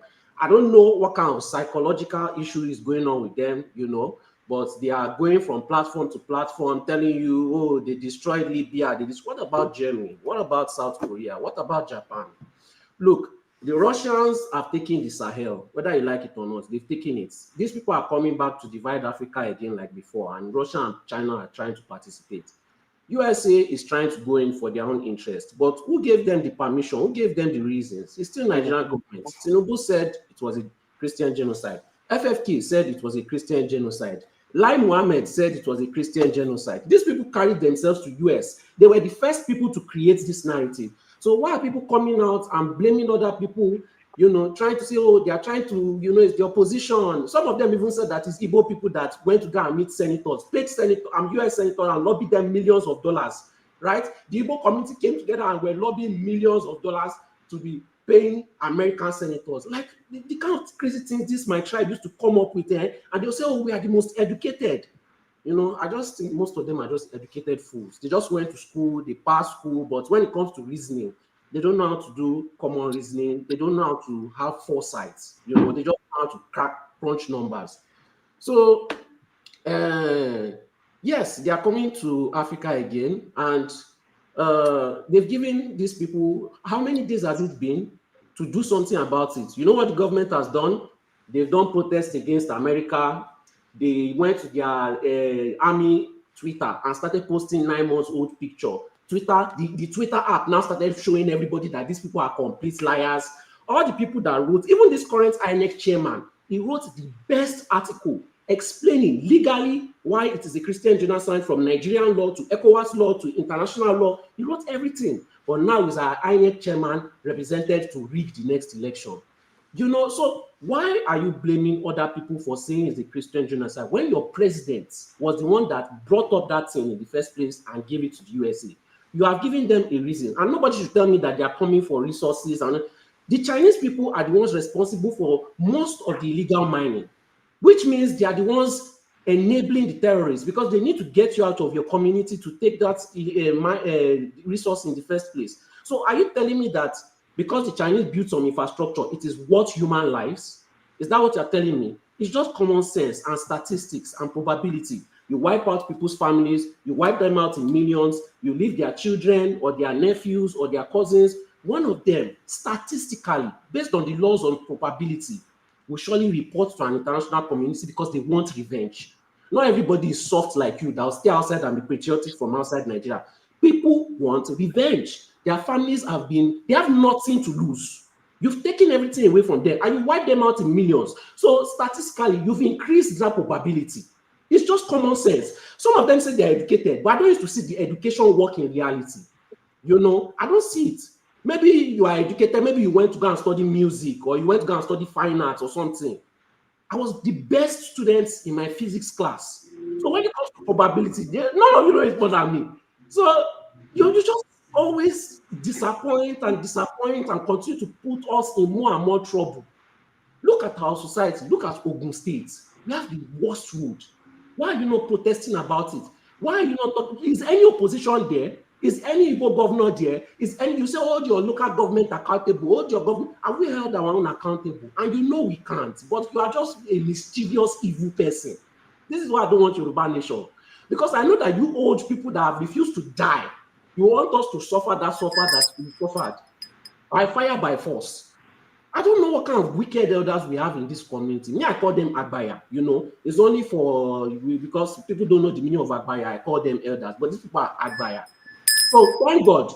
Once USA has compiled all your information, if you follow some RICO cases, especially the people that live in America, if you follow some RICO cases, all these people that are coming to defend the government, do you know that you are just adding yourself into the file that they already have?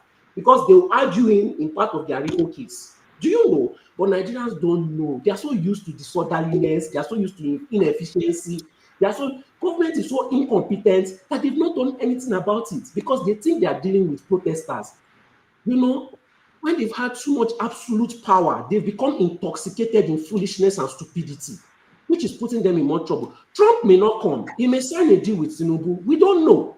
Or Trump may come. And if one US soldier step foot on that Nigerian soil, the whole election that you are trying to lie, gaslight, blame other tribes, cause tribalism, destroy the whole neighborhood, steal funds, will mean nothing because they will hunt you like dogs. They are not, if they set foot on Nigeria, they are not coming to come and negotiate. They are coming to come and wipe you, your friends, and your family out. Hopefully, majority of these old people, because I'm tired of them.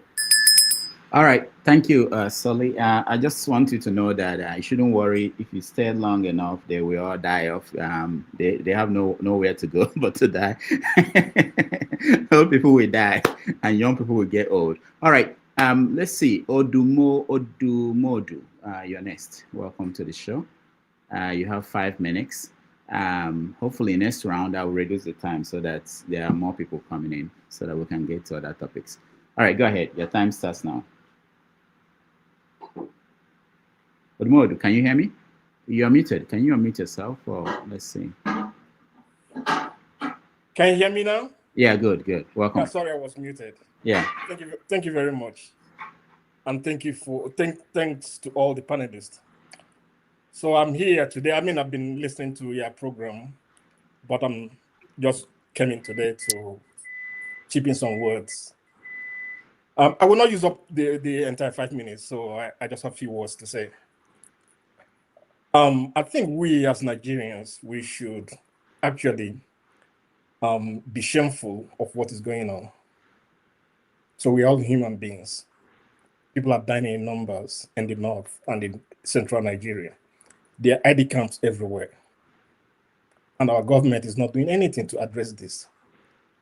So those of us that are campaigning for sovereignty of Nigeria should actually do demonstrations and all the international community to pressure the Nigerian government to address this mass killing.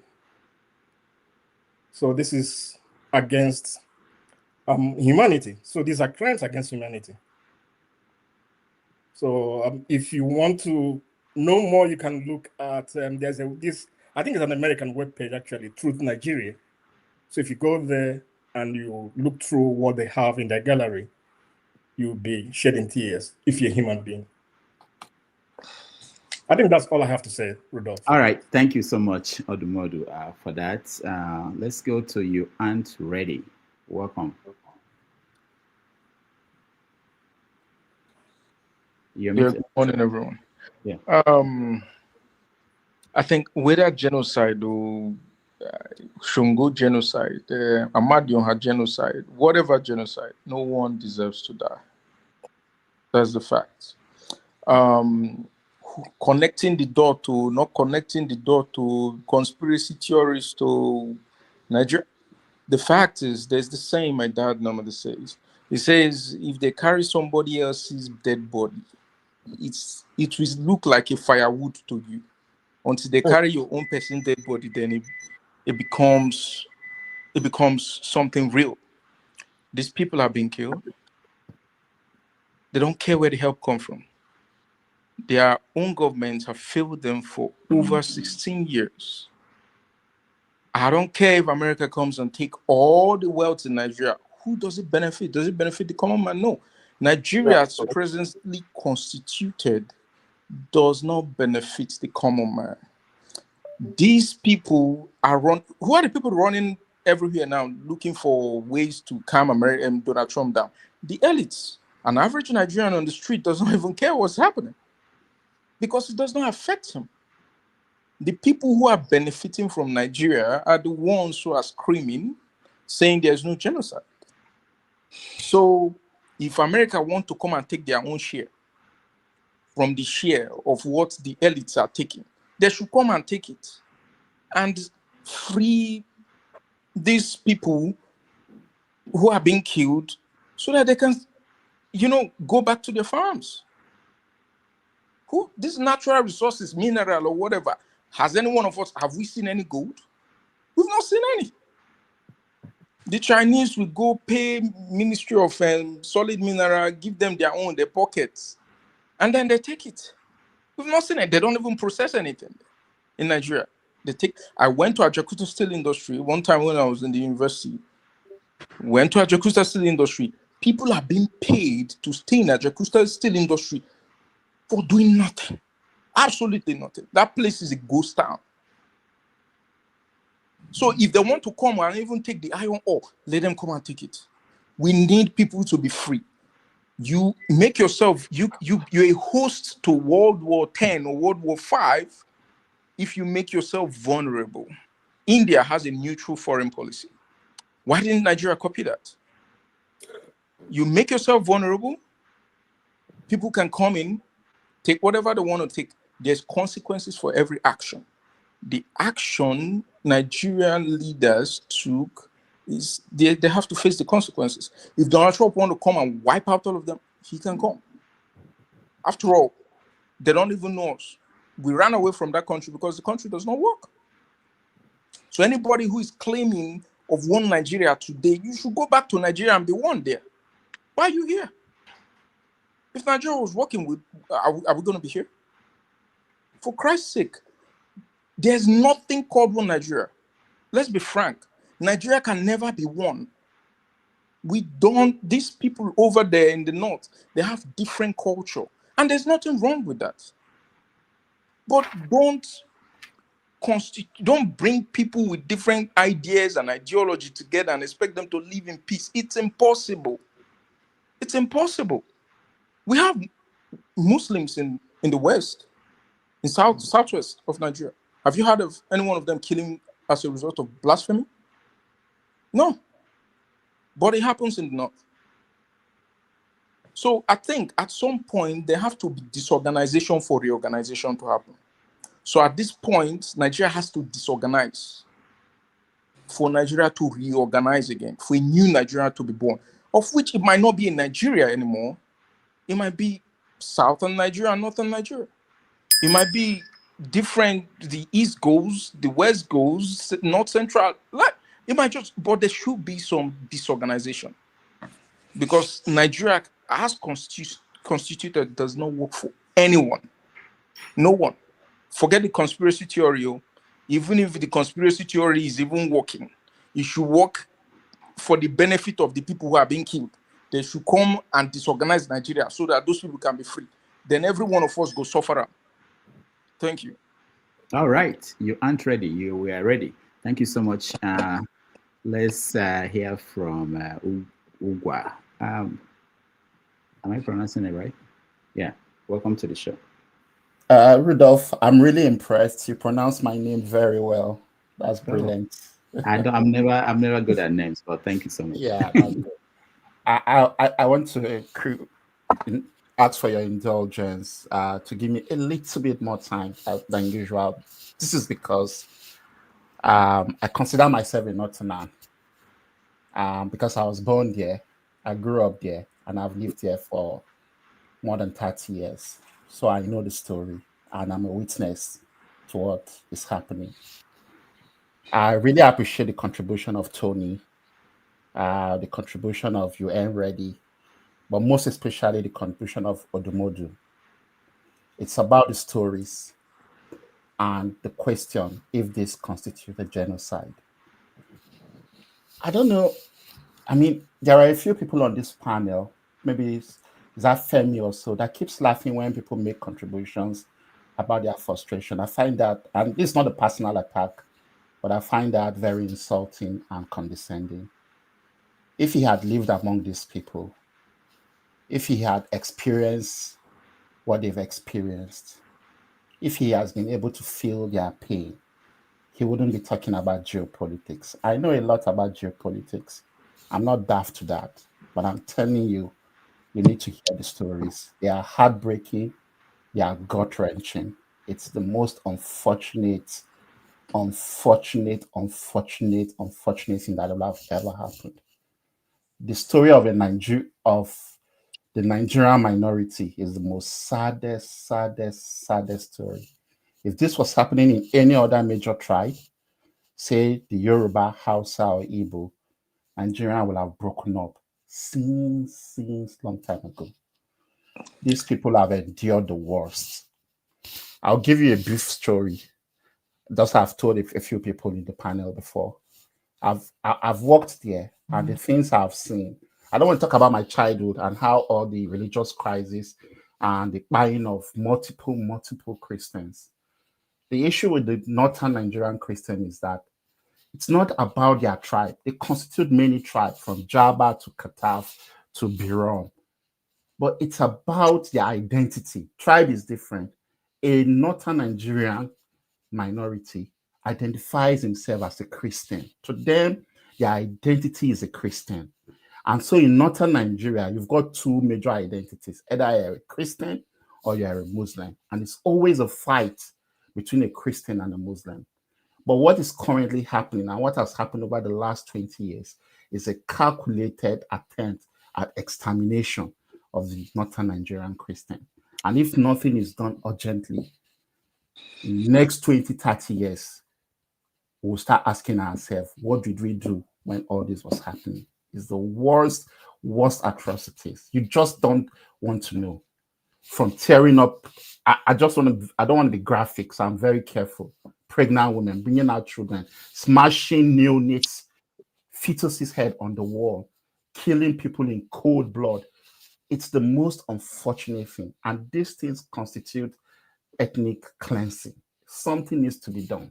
All this politics, Nigeria is trying to deny it. It annoys me to my God. It's the most annoying and frustrating thing that I've ever had. Now, apart from that Christian genocide, I want to talk about our country as a whole. For me, I feel this is an epidemic of idiots. We are all idiots. It's an idiot, very stupid country.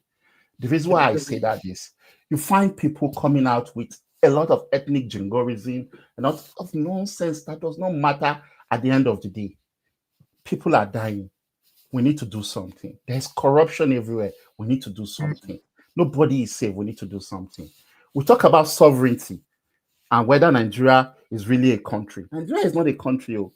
See, what constitutes a failed state? We have met all the criteria of a failed state. The only one we've not met is that we are still able to make some income. We don't have sovereignty over our territorial space. We're not able to provide public services. Corruption and criminality. There's political and social instability. Everything that constitutes a failed state, we've met it. It's just a functional failed state. That is what Nigeria is. So why are we deceiving ourselves? It's time, if we have sense, for the sanity of everybody, let's come together and decide how do we want to move on as a country before it's too late. The northern part of the country is like an albatross on the neck of every Nigerian, and something needs to be done urgently. The problem those people are going to dip us into for the next 20 to 30 years is going to be, Nigeria is going to be the seat of terrorism. I'm telling you guys. Do you know how many terror groups we've got? We've got more than 10, 20 terror groups everywhere. Every day we keep producing one. And then you've got more than 30 million uneducated children begging without responsible parents. Nobody's trying to claim them. That is a disaster. That is about what we are experiencing now is just a tip of the iceberg. So we need to take this issue extremely, extremely important.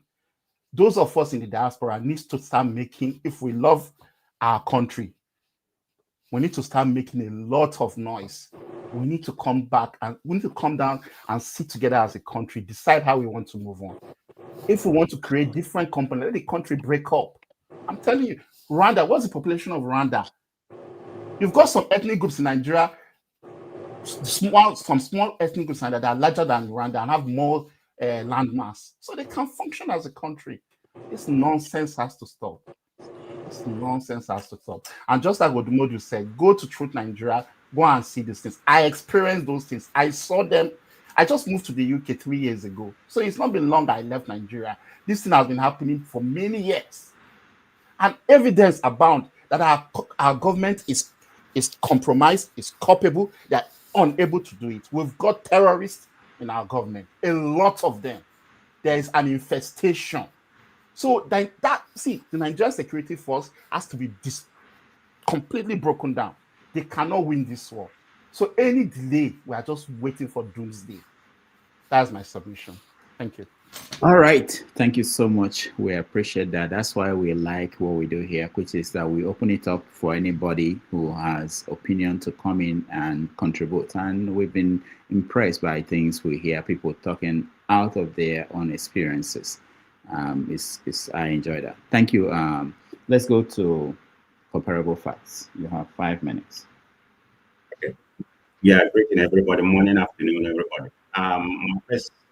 My first comment is to Dr. Rudolph. Congratulations, Dr. Rudolph. What did I do? Because you just got your first socialism, mayor, elected your first, socialism mayor. Maybe I should leave California, where everything is very expensive, and come there so I can get a free, I think JP Morgan is leaving, so maybe I can get a free penthouse or free food. Maybe that's what we need. I'm moving to New York, Dr. Rudolph. All right, we'll talk on that if we have time later. Yeah, I just want to congratulate you for that. Okay, thank you. Well, anyway, so yeah, let's go about the situation is very serious. Let me start from what I've been hearing from Nigerian news media. They are calling Donald Trump a bully. I mean, why are you calling Donald Trump a bully? You all are being bullied by the politicians in Nigeria. You weaponize poverty. That's why you're still remaining in power.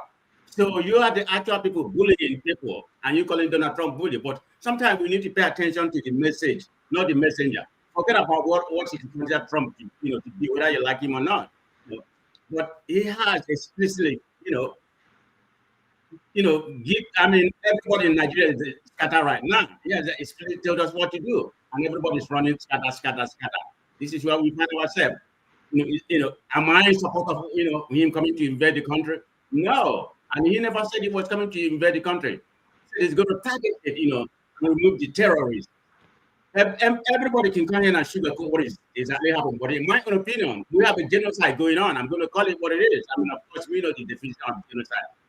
Come here and define it again. I mean, I think Tony has made it, has made a good point about that. When Tinubu called what happened in genocide a long time ago, in the Jonathan time, even the present INEC Chairman has written in 2020, there's a genocide. The present INEC Chairman has said it. So everybody knows it. So we are trying to sugarcoat everybody doing what they have to do right now in order to rescue the country. Yes, targeted genocide in Nigeria. A lot of Christians have been killed. I mean, you can use any data, narrate your point of view. I mean, but the data that I have, that I've been able to see, which is coming from the Western country, the NGO or whatever, the Religious Freedom Act, it showed that it was disproportionately Christians. But Nigeria don't have any data to dispute that. So they let them, they let the Western countries, define the situation, what's actually going on. I mean, this has been going on for many, many years. It didn't start from Tinubu. So even, what's his name, Basanjo, before then, that has been happening. But the situation right now has gotten worse. Now Tinubu don't want to do. I mean, I don't even perceive what he's doing right now. I find he's a pedestrian. He's not doing anything. It's all about election next year. That's what people are focused. They're not going to do nothing. And listen, I think our problem started, in my own opinion, it started with the so-called Sharia law we have in that country. That Sharia law that I think was a 2099 constitutional amendment, that explicitly put Sharia law, whereby the people in the north use that for their own customary court and something like that. It's not supposed to happen. If you are a religious municipality country, a secular country, how can you implement part of the religion we have in Nigeria? And there's nothing for the Christians. We don't have any kind of law in the South, where you have to use this for your own, traditional or customary court. It's kind of favor the Muslim. So if you really look into Nigerian population, whether you may say it's 240, 230, I think there's more Christians than the Muslims. But the Muslims have built our country. This is where we are. They keep on denying. Even this Satan of Sokoto that was invited. Let me tell you what he said. I think I heard the post said. He said, "Don't fight the Almighty Allah. You fight the Almighty Allah. You are fighting Boko Haram." So he's in Kabul with them. This is Satan of Sokoto. He's the head of Military Allah. He said it. Even Gumi said it. Even Pantami. You know what Patami said, the former minister under Buhari said. It's not the whole Northerners, it's the Northern elite. They had one perpetuating this in it. So it's about time, for them to call them out. Maybe find a way to amend what's actually going on in this country. There's definitely a problem in that country that needs to be eradicated. We have to go forward because everybody has to be measured equally, not just the Northerners, handing the whole day. They have ruled that country for about a third of the country the whole year. Where are we? And they, and they have the highest poverty rate. So this Sharia law has to be amended. You can't even dispute it because if you look at what happened from my own understanding during the time of Boko Haram, before this guy died, I think his name is Mohammed Yusuf. There's a split in between the jihadists. Some of them want to just put Christians and Muslims. But Yusuf, I think Shakir Yusuf said no. We want to kill both of them. Anybody that don't align with our belief, or moderate Muslim, we're going to kill any. But they split into two. What you have right now, the Ashwa, they're the one that want to kill Christians, and they're doing it. So we have to do something about it. So kudos to Trump, whether you like him or not, has a vote in the country. So let's see what happens in that so-called country we have. Thank you. All right, thank you, Comparable Facts. Henry, you're next. But before Henry, let me just announce that we want to quickly go to the topic of Anambra State, and we will, but I will get everybody who came in. If you're coming in next, you are not going to be on this topic, you'll be on the next topic. But Henry, you're next, you have 5 minutes. Unmute yourself, Henry. Can you hear me now? Yeah, go ahead. Okay, thank you very much. I've done your program for a very long time now, but I'm just joining for the first time today. And it's a good thing having the discussion with you. I just want to put in a few things here. Firstly, because the question whether it's genocide or not a genocide, honestly, I don't think that should be a question anymore.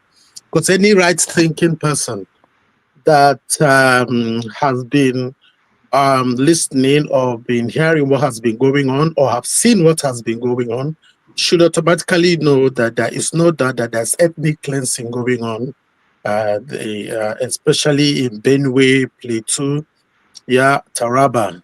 There's ethnic cleansing going on there. And if you want to define genocide, what do you really understand by genocide is that you are kind of like annihilating a group of people due to certain characteristics. And the characteristics that these people have is just because that they are Christians, and that is it. Even though you might say other people are being killed, but it's not of the same reason. Other people are being killed because they don't align with their own form of Islamic religion.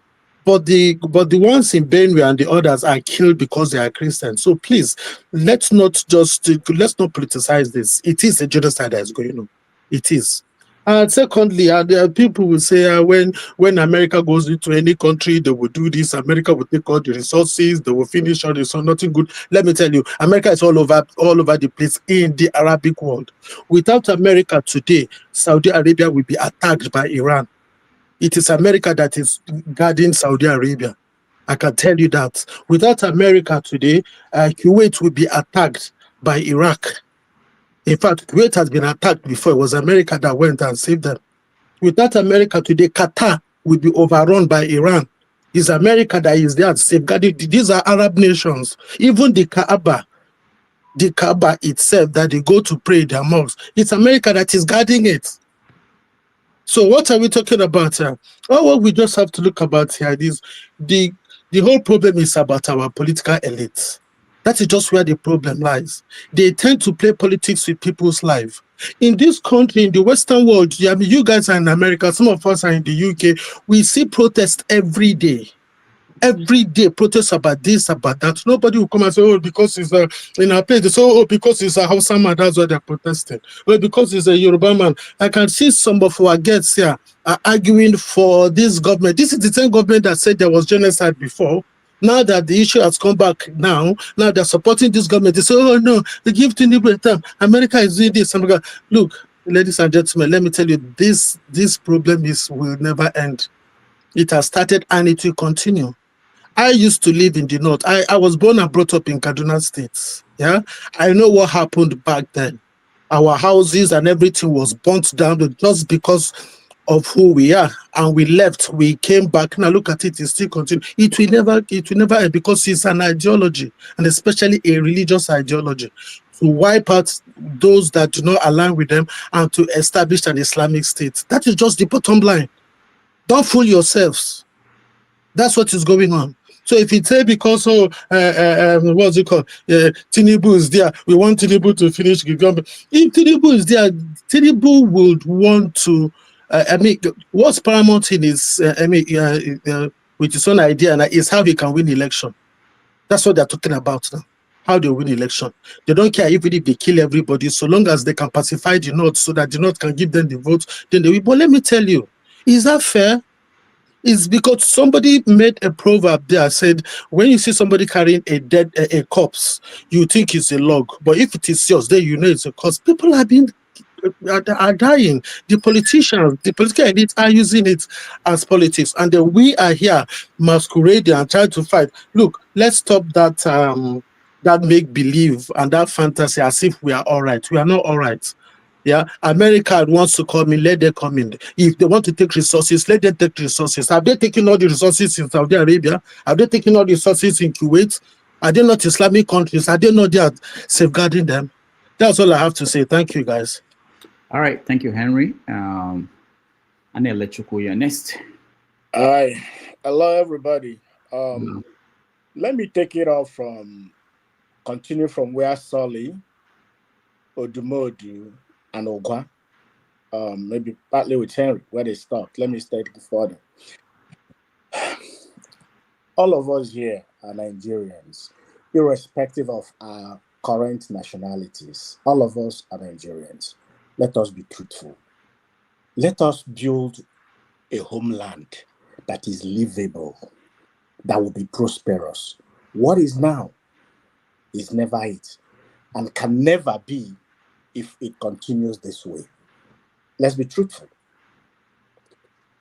Most people who are opposing Trump are people who are sycophants, are people who are delusional, are people who are happy because other people are dying. There's no other way you can explain that to me. I'm talking from experience as someone who has lived in the North. I've lived in Kaduna, I've lived in Bauchi, and I have traversed the North. I only fly to Abuja. Every other trip I made in the North was by road. So I have fair knowledge of what it is to live in the North. So when people like us talk, please pay attention and listen. Or those who have experienced these situations, pay attention to them and listen to them. If you are from Benue State, you won't be opposing Trump if you are from Benue State. If you are from Plateau State, you won't be saying that those who are killing these people should be allowed a day further. Let's be sincere. One thing is very important to understand. The average Igbo man understands what is going on, in as much as it's not the Igbos that are being killed in the North. We understand because we know what genocide is. We understand it. The people in Benue State who says it's genocide, they know it's genocide because they are being killed because they are Christians. Secondly, they are being killed because of their minority tribes. They're also being killed. All the killings you're seeing in the North are being killed because those militants, those terrorists, those jihadists see them as moderate Muslims who do not believe in their ideologies. These are the reasons why these killings are on. The question is, can we allow this to continue? Can there be a time where we'll say, no, enough is enough, let this stop, let us build a virile and prosperous Nigeria for all Nigerians? T.Y. Danjuma fought against the Igbos during the Civil War. What has he said recently? That there is genocide and the government, the military, which is arm of government, is colluding. There is no reason on earth why these terrorists cannot be exterminated if Nigerian military really wants to function effectively as a military. We fought the Ecomog War. Nigeria restored peace in Liberia, restored peace in Sierra Leone. Where you have Liberia today, a functional democracy, Sierra Leone, a functional democracy, is because Nigeria intervened. We funded the Ecomog and we formed the bulk. Nigeria provided the bulk of the military that did that intervention and restored peace in those countries. Why can't we fight a ragtag militia that are wearing Babariga and AK-47? Where do they get the weapons from? This is something we can do. It is not beyond us to do. But the problem is that our government have refused to do the right thing to end this massacre and having Nigerians live in IDP camps. Question is, who are the people in IDP camps? Why would somebody from Plateau State live in IDP camp? Why would somebody in Benue State live in IDP camp? In Nigeria, who are the people displacing them from their villages? Every Nigerian comes from a village. You know where you come from. I know where I come from. Why will I displace you and you live in a camp in somebody else's village or town and run away from your own village? Question is, who is occupying your village now? These are the questions we need to ask ourselves and begin to proffer solutions, and not to defend Tinubu or whoever it is for 2027, because all that is going on is just simply politics for 2027, and to me it makes no sense. I rest my case. All right, thank you, and Lechuku, for that contribution. Let's go to Ike. We're rounding up Ike, and then yeah, good afternoon. Yeah, I go ahead. Good afternoon, good morning, good evening, everybody. I'm happy to be here again on Saturday. First of all, let me thank my brother Hugwa and Soleil and Odumod for their submission. Like the last speaker who just spoke now, I've always said here, if Dr. Damages will always play back, I've always said here that anybody that says that what is going on in Nigeria is good, let Nigeria happen to you. I've always said also concerning this particular issue that the government is accomplice to everything that is going on in Nigeria. They are the architect of what is going on. It's the people you see that are shouting on the internet, they are coming, America is coming to destroy Nigeria. They are coming to bomb Nigeria. They are coming to take your mineral resources. There is not going to be any Nigeria anymore. These are APC apologies on the internet. People who are ambassadors on keyboard of computer, shouting on their rooftop. America is coming to destroy the country. America is coming to destroy Nigeria. They're coming to bomb Nigeria, because they want to play the politics of their masters. But like I've always said, people who said that what is going on in Nigeria is good, I've always said that may Nigeria continue to happen to you. People are being killed like animals.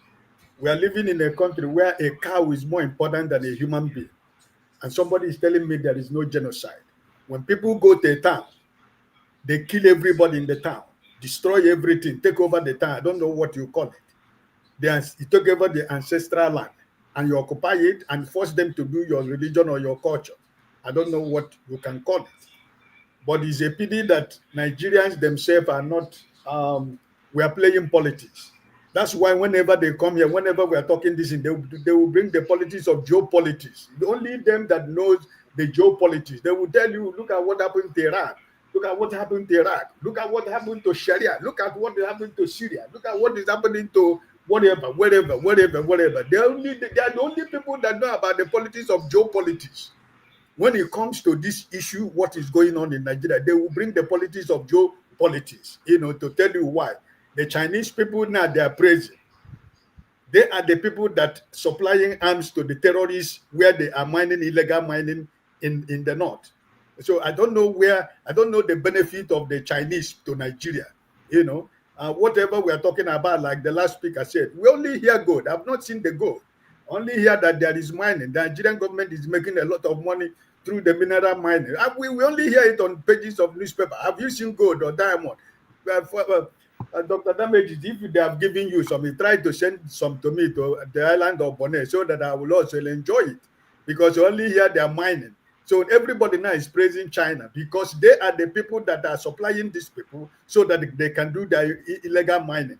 Helicopters are moving in and out every time in the north, taking away our mineral resources. So I think that this government, you always, you know, my stand is not my government, it's not my president, it doesn't represent me. So, but the fact remains that this is, when they started, it is Muslim ticket, right? So it is the architect of that.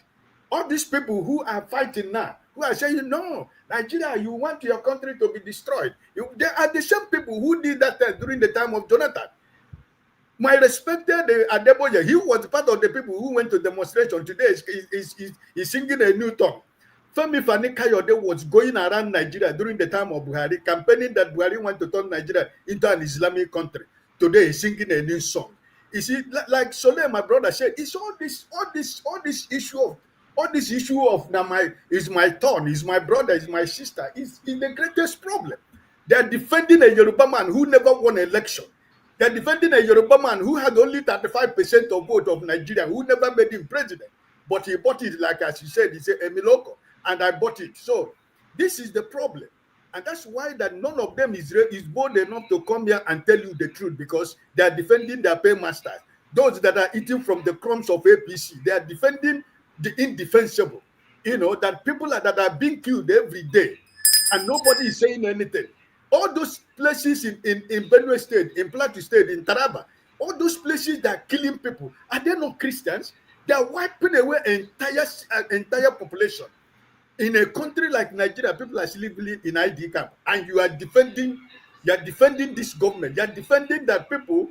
If there is a way that human life can be safeguarded in Nigeria, you are saying no. They are coming to take your mineral resources. The mineral resources you have in Nigeria. What have me and you? What have any of us benefited from the mineral resources? Shame on all of us who will see what is white and call it black.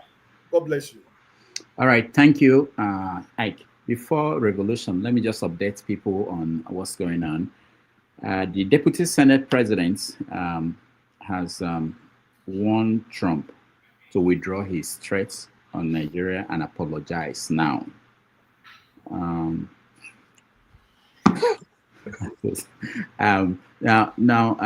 Revolution now. Let me play this video because we're rounding up this topic, and then you can weigh in. This is important in the conversation about what's going on. So bear with me. Let me just play this video. I don't know who the woman is, but she's been trending everywhere. She comes with a viewpoint that is, and I want to maybe down the road when the next stream starts, if anybody can add it to what we're talking about. What's that happening to Christians in this country? Majority, they are talking about Christians in northern Nigeria. Today, because the Christians in northern Nigeria are very wise. They know that they are suffering these things together with the Muslims, that there is no exception. Christians are not coming out, they're not saying anything. For some group of people who want the division of this country, who say they don't want this country in the first place, they are the one pushing this agenda more. We are watching. We are watching. Nigerians, it is time for you to know who is the enemy within. Northern Nigeria was a part of the country that was built on brotherhood. These people came in. They were given houses. They were given place to stay. They were welcomed in. But what did they end up doing? They fueled the division in the north. Yes, I will say it anywhere. They fueled the division in the north. In the whole of history of Nigeria, there has always been a conflict, even before independence. The Nupes were fighting with the Yorubas. The Ibiras were fighting with the Igalas. There has always been history of conflict. But these people came. They are giving shops. They are giving houses. They live peacefully. They do transactions all over this country. But anywhere they go, they fuel division among the people, all in the name of looking for their own country. Hausa, it is time for you to embrace your Kasa brothers, your Biron brothers, just people. It is time for you to leave the nonsense of religious crisis. These people who are fueling this thing, they're not from that region. They tell you are Christian, they tell you are Muslim, and then we keep fighting ourselves while they prosper in their businesses. Now they have gone to Lagos again. They bought up all the shops, they bought up all the houses. Please shut up. Please shut up. No, wait. Not because you said this, but because we don't have time. And the fact that you want her to shut up does not mean that it's not trending. People are not watching it. So it means that she's speaking the truth. Wait. The best thing to deal with people or viewpoints is to challenge it. It's not to hope that it will end. It won't end. There are people who will express their opinion, and some of them we may not like. Revolution, go ahead. I apologize. Good evening, Oga Rudolph and everybody. Greetings. Please let me start with one beautiful song I just wrote now. It's a very lovely song. Many people will know the melody. Trump is the sweetest name I know. He's always there for the poor. He's always there for the weak. That is the reason why I love him so much. Trump is the greatest of all time. So that is the song. Anybody will know when they go church, know that's the melody. For me, I want to just shout out to some people on the platform. I want to shout out to. I don't know what's happening. Yeah. I'll try to find out who is off. Can you turn your mute yourself if you're not speaking? Go ahead. Revolution now. I want to start by shouting out to Soli. I wish I know where he is, so that I will just give him Ore Mojuba Fuen. I respect you all the time, and I will continue to respect people like you. And there's another brother who came, Uche Awo. Respect to people like that. There's one brother you gave enough time to open his nyashia, and I was enjoying it. He told us everything. I don't know what him be named, but Soli was able to handle that situation very perfectly. And I really, if say I meet you somewhere now, I will just tell you, enter anywhere, spoil ground there, just then I will take the bill. Because there will be a time in Nigeria, the truth will reign. We are one Nigeria, no matter which part you come from. Even though I grew up in the streets in Nigeria as a poor guy, I knew when Nigeria was sweet. Suddenly, some criminals enter, spoil everything. They go tell us, go do election. Election, we know say nothing will happen. Now, the prayers has been answered, like Uche said. We have been praying. Can God send us a redeemer? Trump has come. That's why I made that song. I was just thinking that melody just come to my mind. I can't rephrase that quick, say before it reach my turn. Make I find something to put in there so that it go make sense. So I want to end again by singing that song. I know say my 5 minutes never reach. Trump is the sweetest name I know. He's always there for the poor. He's always there for the weak. That is the reason why I love him so much. Trump is the greatest of all time. Thank you, sir. Goodbye, everybody. Revolution now. Thank you so much. And so that will be the end of that conversation on genocide and Trump. It's going to continue, of course, next week, because it's not over yet. When you have people like Deputy Senate President sending warnings to Trump to withdraw that threat, and so you can be sure that the Americans actually had that they've revoked about 80,000 visas of Nigerians in the last few. It's huge lies and information as usual. They just want to push propaganda as usual. These people, they don't grow up, where they are supposed to put their energy, they will not put it. It's in nonsense. They like to punch down. Very, very crooked, lazy-minded people. And that propaganda, I'm just tired. They think everybody is 2 years old or their family member that they lie to, All right, let's Dr. Rudolph. Yeah. Just 30 seconds, okay? You see that video that was played by that lady? I think that's what's actually going on in that country. People are trying to change the narrative, because I was in a different platform over the weekend, and there has been this narrative, emancipation from a lot of Nigerians, trying to change it to Igbo, that the South Asians are the ones who are causing this problem. That's exactly what that lady was saying. She implied it. I don't know if you all get it. She's talking about, the South Asians, they are the one, lobbying for the genocide. I mean, the truth can never be far from the truth. We know who is lobbying. They can't debate people in the Benue Plateau. I can give you a list, the NGO and something like that. comparable fact. religious freedom. So it has nothing to do with the South-Easterners. It's a Comparable problem fact. they are trying to create, deflated. I just want to make that comment. All right. I apologize. You know why she's saying it? It's deflection. She wants to arouse the emotion of the hatred that people have for the Igbos. Yeah. In order for people not to look at the facts that are on ground. It's just deflection. And that's what they do at all times. When they talked about Christian genocide, they said Muslims are also dying. Nobody is denying that fact. But it's deflection. Thank you.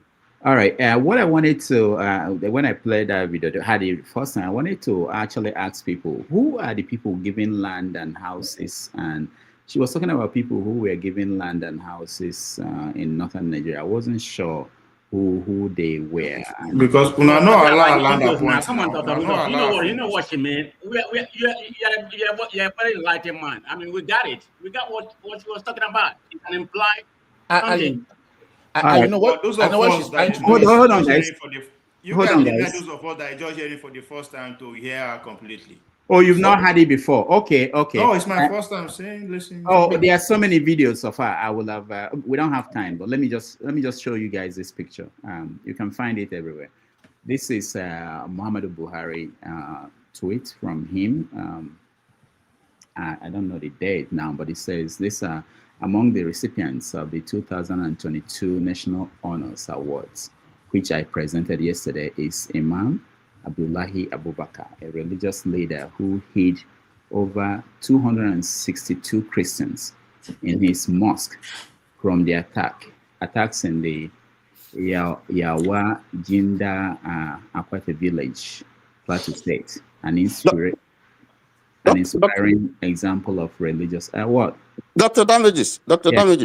Yeah. Why didn't those people who are killing Christians also kill this man who gave the give award? If it is not targeted at a certain people, why didn't they also burn his mosque? Since Christians ran in there, they should have gone in there to kill him and kill his mosque and destroy his mosque.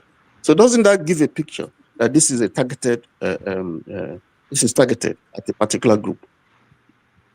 All right. I just I needed to share that so that people we always know that our government officials knew more that they are acknowledging, and they have also, when you hear about this contribution, who are the people talking to the Americans? They in different posts they made in the past, they also, maybe they didn't remember, we are sending messages to the Americans. And then this last one before we change topic, this is something that someone sent to me.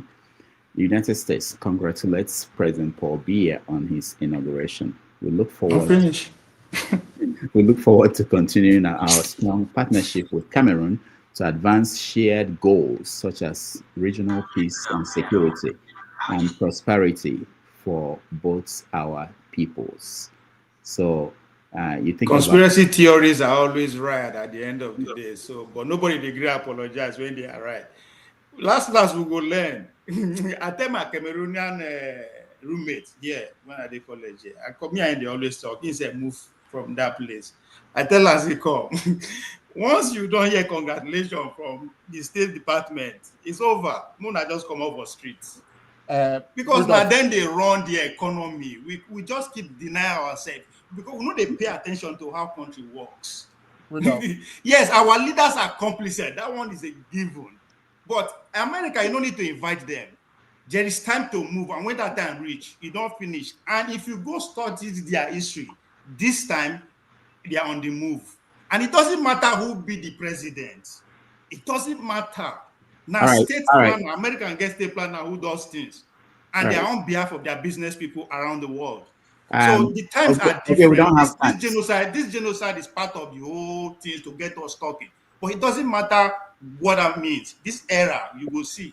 So we should pay more attention to the reality than noise. I really need you to ask Okpebolo if there is genocide going on or not. Is it today? Did Nigeria? I lived in Dombua local government. So is there genocide going on or not? Not be today, it's be more than 20 years. So what should we do about it? If the government is complicit. What should we do about it? Yeah, if the government is complicit.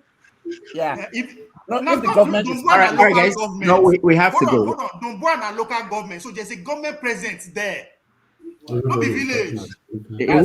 This won't end. Okay, everybody, calm down. Let's move on. We have to move to Anambra State. I have less than 20 minutes because I have to be somewhere else. Okay, they will step in. They will step in for me. Please, can you mute yourself if you are not speaking? I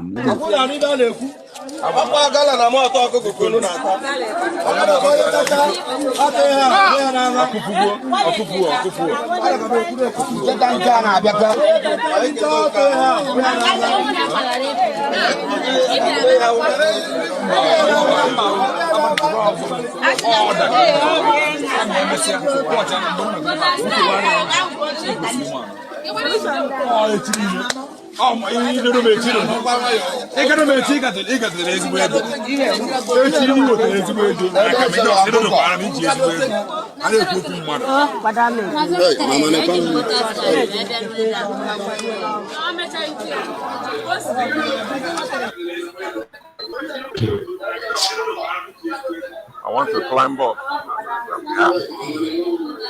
Stop everything now. Wait. Stop everything. Hey, because Tony. Do you have your result sheet? Why? So they are writing the result somewhere and we are voting here. No. That is not proper. Why are the result sheets not here? What is the polling unit here? What is the 013? People are voting and the result sheet is somewhere else and they are completing the result sheets there and computing the results. This is Ehiala. What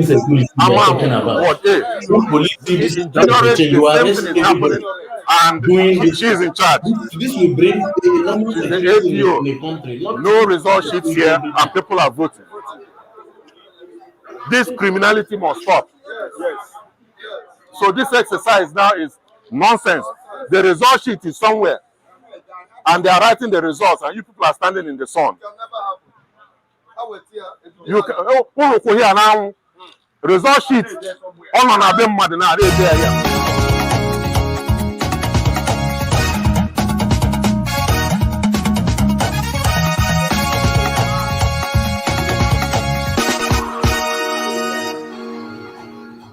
See what we see in Nigeria. All right. Turn.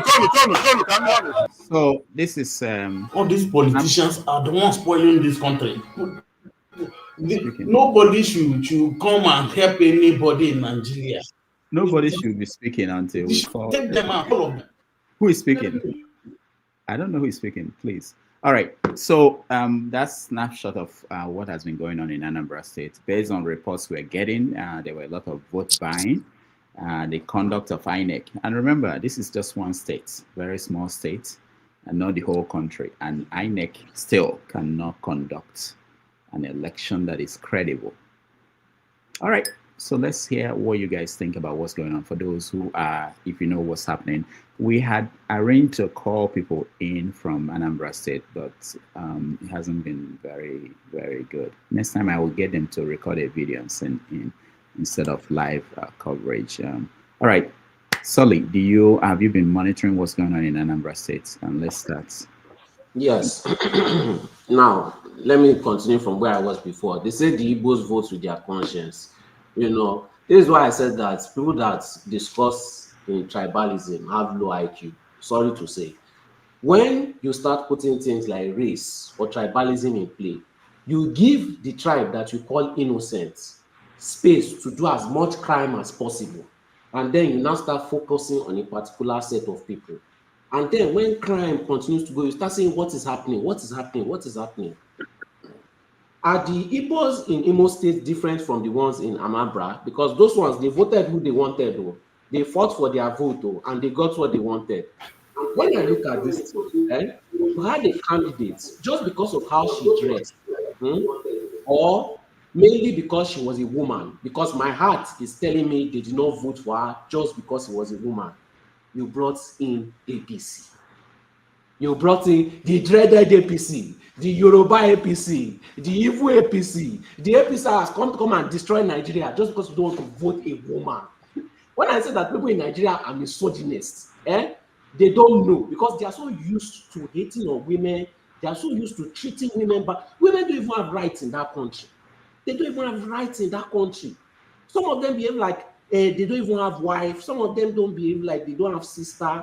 And they'll say, oh, our women are disrespecting us. Do you respect your women?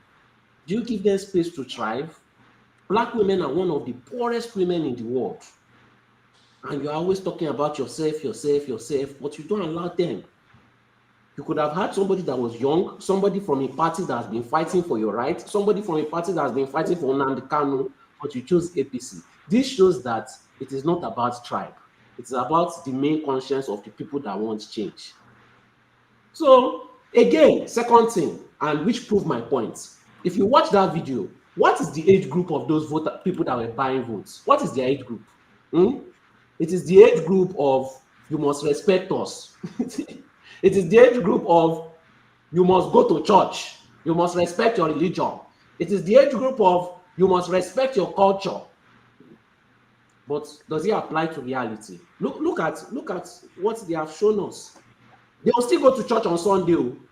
They will still respect their traditional culture, and they will still beat their children, that their children to respect them.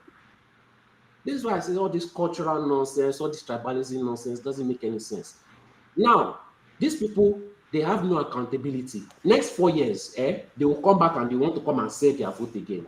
You have these people's faces on camera. Nobody is protecting them. These people are not government officials. Nobody is protecting them. If you teach them a lesson today, they will not sell their votes next 4 years again. But when, it's not about thinking about like a community. It's about looking for the outsiders to blame. These people go scot-free like your Nigerian politicians, and they will repeat it the next 4 years again. You are supposed to pull these people aside, and you're supposed to beat them in the middle of the road. I'm not saying Jungle Johnson, so you whip them. Nobody is coming to come and fight for them. Nobody's like that. Whether that 2,000 naira or 5,000 naira that they sold their votes, they are supposed to earn it. You're supposed to bring them in the middle of the road, flog them very, very well. You don't even need to explain why they are flogging them. When they start recognizing each other, they will know why somebody is beating them. You wear a mask, and this is what you need to do if you want change. But Nigerians, we are too soft. We like to forgive. We are very forgiving when somebody does evil to us. Unfortunately, my generation that is running things, a lot of you will cry. If I can organize I don't need plenty people, just 5 people with the same mindset. We don't even need to announce. We'll just be taking action. And it will be sweet because I like doing things like this. It gives me joy. Give accountability. And thank God these white people have taught me a lot of things. I like taking my time. I like planning. I like plotting. You teach these people a dreaded lesson. And nobody is coming to save them.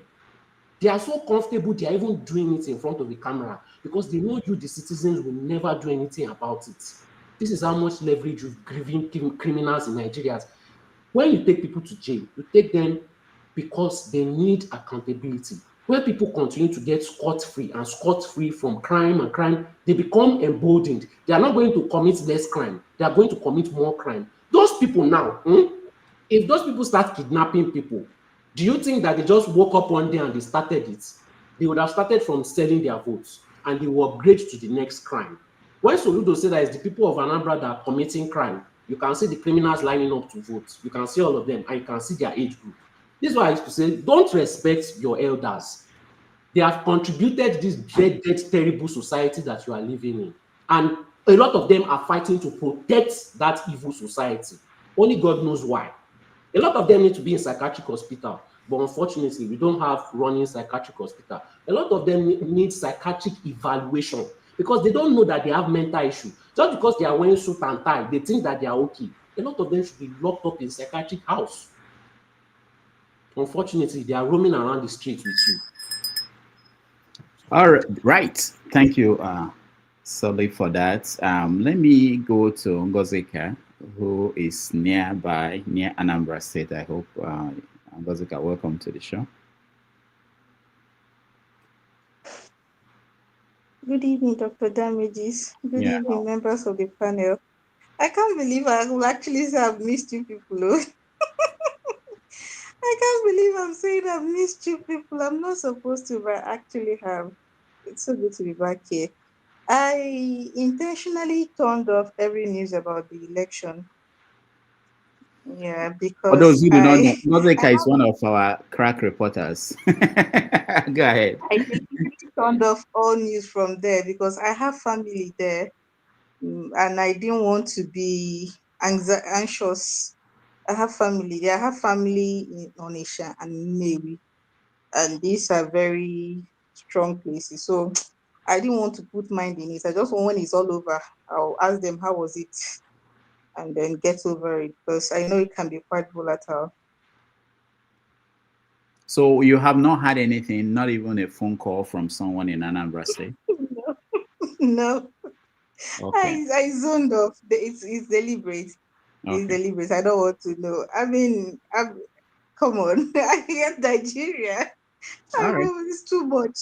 It's too much. It's too much. I don't want to add that to my plate, at least for today. Okay. So these are some of the stories we had published in the news that Okachukwu, who is APC's candidate for governor, he defeated, he won in Peter Obi's polling unit. And Labour Party's Moralo, George, lost his own polling unit to Soludo. So let's bring I'm in. not surprised. Yeah. I'm not surprised. I, for the most part, my opinion does not really matter because the Anambra guys same with Anambra, but we, to a very large extent, a lot of people expected. I mean, we have this conversation in our groups, different groups, and you hear the sentiment of, oh, Soludo will win. And it's even nauseating because he didn't even make any effort. But you know that Nigerian thing where everybody goes, oh, doesn't matter what you do, they've already selected their winners. Anambra has very, very high voter apathy. And I feel that this time around it could be worse because they feel there's nothing to really fight for. I think for the most part, all of them will just be like, let him just do and get out of there. Let him just do the remaining 4 years and go home. They won't even put up a fight. I don't think they will put up a fight. And because truly, what are they going to, who is going to challenge him? Who is going to challenge him? They are so fixated on this APGA thing that even if you put an oppo position in, if you put a well-known opposition in APGA, they will still vote for the person. So I feel it's a done deal. We're just waiting for them to tell us the obvious and we'll move along with it. But the reason I actually joined is not because of Anambra State. I joined because of the Trump Nigeria threats. That was the reason I joined. I don't know if it's part of the discussion for today. We've done that, but we can lay you because you're in Nigeria. Are you building a bunker where you're going to hide if the bombs start landing? What are you doing? Are people afraid, really? Funny thing, it's a hot topic around here. I can't remember the last time something was so localized. A topic like that was so localized. It's a big topic here. Everybody is talking about it. It's you know something is serious in Nigeria when it's being discussed in beer parlors. That is when you know that this is a serious issue. Once a matter gets tabled at a beer parlor, just forget it. Everybody that needs to hear about it has heard about it, and it's people are divided. Today I was in my house. I went to the balcony, the back corridor of my house, and I was hearing my neighbors in the next compound. They were arguing. Two men. One said that Trump does not speak, has not spoken in favor of Mazen Nnamdi Kanu. So for that reason, he should get out. The other one now told him that he's an APC supporter. That if he's not an APC supporter, why is he against Trump? And really, it's falling back to the same divide. I And you know, Nigerians have this problem where they don't have nuanced conversations. They think everything is binary. It's either you are standing here or you are standing here. Nigerians do not want to have conversations where multiple truths coexist.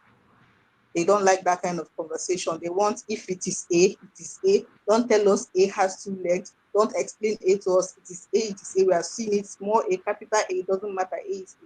And it's really sad. And that's the same thing that is playing. It's every time I hear conversations about it in the street, in the market, everywhere, it's always, oh, he didn't do this for us, or it's divided, at least in the East where I am, it's divided along the lines of the people that thinks he's doing it because of them, and the people that are against it because he didn't do something for them in the past. And it really is, it's just sad.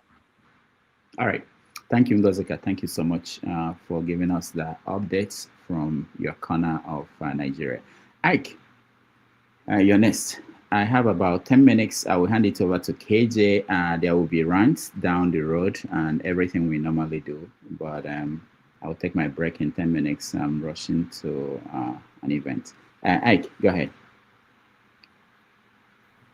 Dr. Damages, you and my brother Kene, we have joined Imo State now. I said it here. When your governor was promising 1 million to 10 million to local government, what do you expect?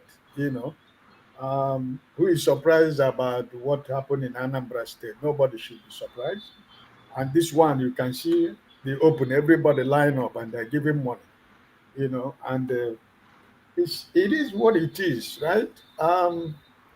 It's sad, you know, at least the new INEC Chairman should have, you know, tried to do something at least, even if it's not perfect, but a slimmer of hope for Nigerians that, you know, there is something that's going to come out of Nigeria election, but it's still the same thing, you know.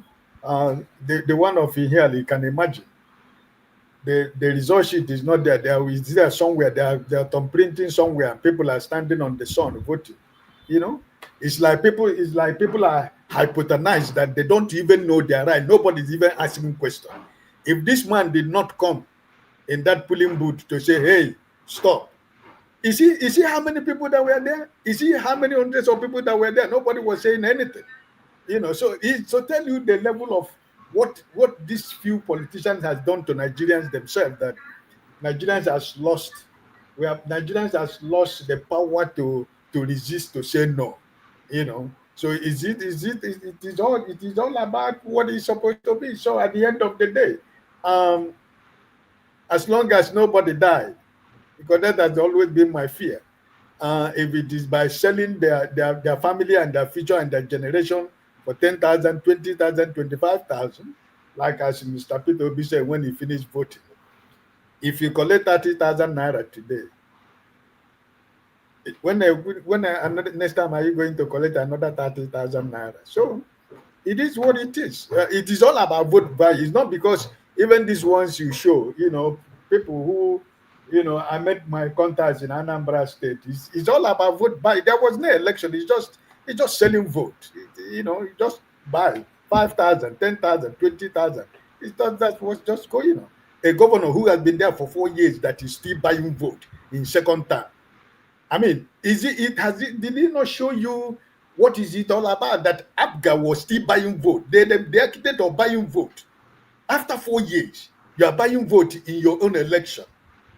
I don't have much to say, my brother. God bless you. Thank you. All right. Thank you, Ike. Kene, you're from Anambra State. Yes, sir. Unfortunately, this is the only time that I regret being an Anambra indigene. I'm regretting because of the kind of human being we have as a governor. Yes, we had a drunk, the former governor, but that same drunk wasn't this stupid and foolish as we have today. The election, yes, as my sister Ngozi talked about voter apathy. Yeah, it happened very badly because less than 20% of voters actually participated in the vote. Registered voter, less than 20% of registered voters were accredited. And that shows that the election is terrible. Then secondly, people, why we had voter apathy in Anambra State because of insecurity, the level of insecurity in Anambra State. People are even scared of coming out to their polling booths. And you know that the polling booths usually wouldn't be far from your house, right? But still, people are fearful. People are scared of coming out. And the reason being that we have all manner of security agencies in Anambra State. We have what they call akodo, those that goes around with pesto. You know pesto, right? That one you used to pound yam, right? Or pound apple. So they go around with this. And we have the other one they call Agune Chamber. We have, there's another one, Soludo's boys, tax collectors, I've forgotten their names. So we have about 3 in Anambra State. And you all know that they are working for ABGA. So if they see you trying to vote for Labour Party, or what they call it, that fine girls from AAC, they may arrest you, and the next thing is that they will start using the akodo to break your legs and arms, right? So people are scared of coming out to vote. And secondly, we have in a situation where a governor has been inducing people with money, buying votes with money.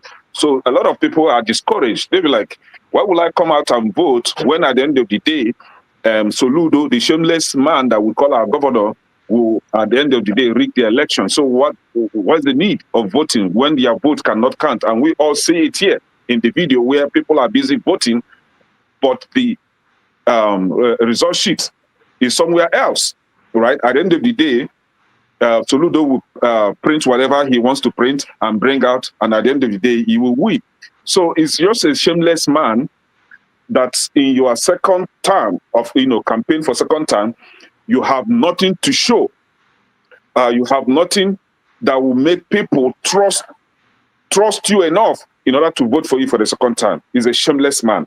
And it all shows that in his first time, he ended up doing nothing for the people of Anambra other than taxing them, arresting them, and if you oppose him, you'll be kidnapped and died, right?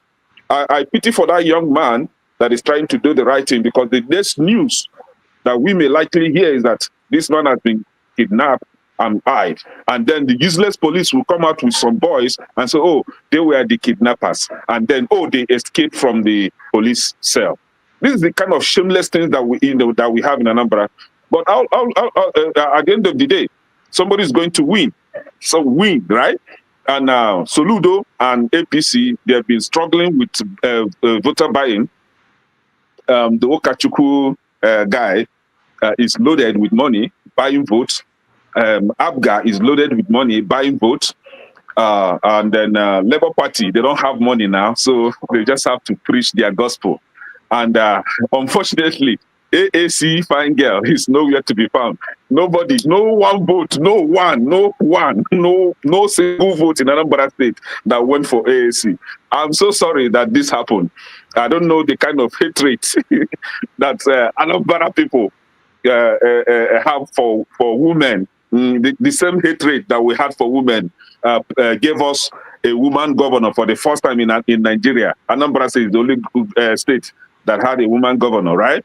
Anambra State is the only state across the country that all the tertiary institutions, both the federal and the state, are all headed by women. The VC of Anambra State, the rector of Oko, all of them are headed by women. That is how badly we hate women. And that was why we did not vote for a slave queen in our election, because of our misogynist nonsense. When children, when they hear English for the first time, they'll be using it anyhow, recklessly, without thinking, right? So that's how badly we hate women. And it's unfortunate that it happened, but the fact still remains that parties like AAC, like I said, their leader should go and face freedom fighting, activism. That is where his calling is. You can't leave your calling and you'll be heading somewhere. You can't be running a party as a one-man show party and you think that party is going to head anywhere. A party is supposed to have you know what the economy is called, division of labor, right? Everybody should have his own portfolio. You cannot be the chairman, the everything, the treasurer of a given party, and you think that party is going to head anyway. Now, Labour Party, don't worry. It's this Anambra for you, where you have a lot of stupid people. And most of these people are the decision makers in that state. It's unfortunate that we're going to go through Soludo second time again. Very unfortunate. Another 4 years of agony and deprivation in Anambra. They weaponize poverty, and that is why you see people queuing up, collecting money to vote for that rascal. Because people don't have anything to eat. You have something to eat at least. You've taken your breakfast, your lunch, but people wake up in the morning, they are so hopeless that they don't have anything to eat, and they have no hope for anything to eat. So if you give them money, what do you expect? They will vote for you. Thank you. All right. Thank you, Kene. Tony, before you come in, let me just say that so Peter B lost his Labour Party, whichever party he is, lost in his own polling unit, and APC, they are making fun of him for that. INEC is announcing that they've uploaded 95% of the results to the IRA. So if you go there now, you probably will see some of the results. We're waiting to see some of them and see if they were tampered with. All right, Tony, welcome, and you are next on Anambra election. Okay, greetings again, everybody. I think that the situation is still unfolding, so we don't have a clear picture of what is happening. But if you go by what we saw, before the election, you see Soludo trying to monetize people to vote for him, and that gives the impression that he's not too sure that people will vote for him, because if you have to entice people to vote for you, it puts a question as to whatever claims you have made in terms of your performance in the past 4 years. That's unfortunate. It was a French philosopher who said, I think it's John Baptiste Alfonso Carr, who said, the more things change, the more they remain the same. So what we're seeing is exactly the same thing. The new INEC Chairman, this is the first test that is going through. And if we are still seeing the same thing that we saw when manhood was there, I put manhood in quote, then it means we have not really, there's really no change, and that the thing that he said was going to do, the change that he said was going to introduce, is just perhaps a mirage. But that said, I'm not surprised that Obi, quote unquote, lost his polling station, because again, that was one of the things that APC vowed that they're going to do. Since he disgraced their Oga in his constituency, in his polling unit, and in his state, they were determined, even if they don't win the election, that they humiliate him. So I would think that that was a script that was written, even before the election, perhaps in cahoot with Soludo, who has already endorsed the president for 2027. And so it was like a territory they left for him. And then finally, I think that if you look at all the contestants, there was really nobody, no strong candidate against Okachukwu is nobody. Can't speak good English, somebody many years ago called him an incomplete man. So I don't know what that means, but many years ago, that's how I know him for.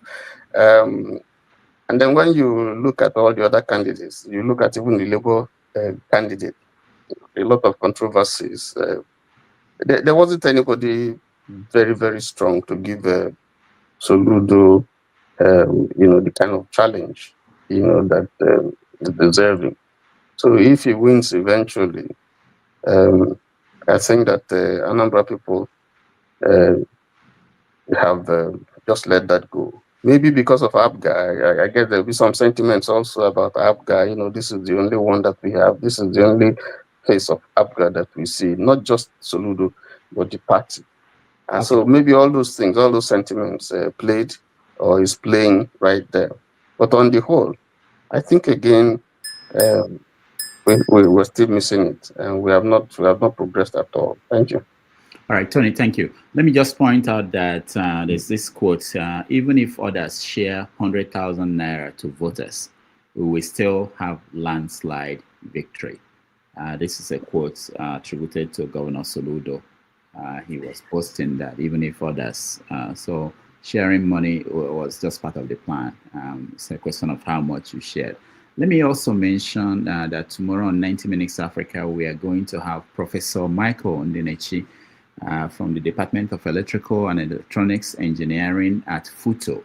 He was a former dean of the department. He will come to us to talk about how artificial intelligence will impact Africa in the next 20 years. That's tomorrow on 90 Minutes Africa. It starts at 6:30 p.m. in Nigeria, which will be 12:30 p.m. here in New York. So if you can join us, that will be very, very welcoming and interesting conversation. All right, I have to run. I'm sorry. KJ will come in now. Don't run, because I'm implicating you in this one. KJ will come in and take over from me, and I will listen on my way to where I'm going, to the rant and every other thing, that conversation that will happen.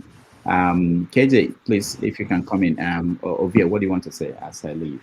Ovia, hold on. Let me just thank those that supported us. It's always very important. I do see everybody, and it's very important in what we do. Oriako Tope, thank you so much. I appreciate you, George.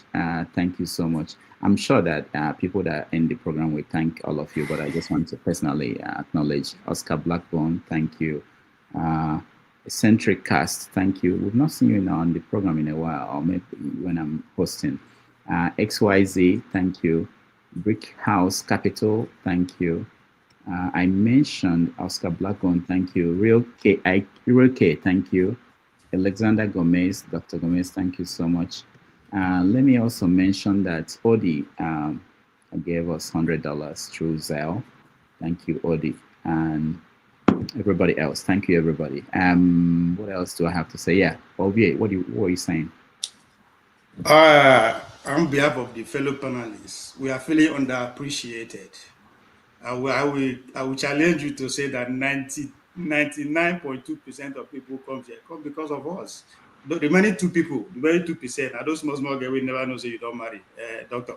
So the least you can do is to promote our platform. Go follow on our politics, and you will never remain the same again. Oh, you're allowed to promote your platform. You should do it. We have been putting it before you. That's the only way you appreciate us. Since we know they give money, but we are giving more than money. So you do the job. We are asking you to.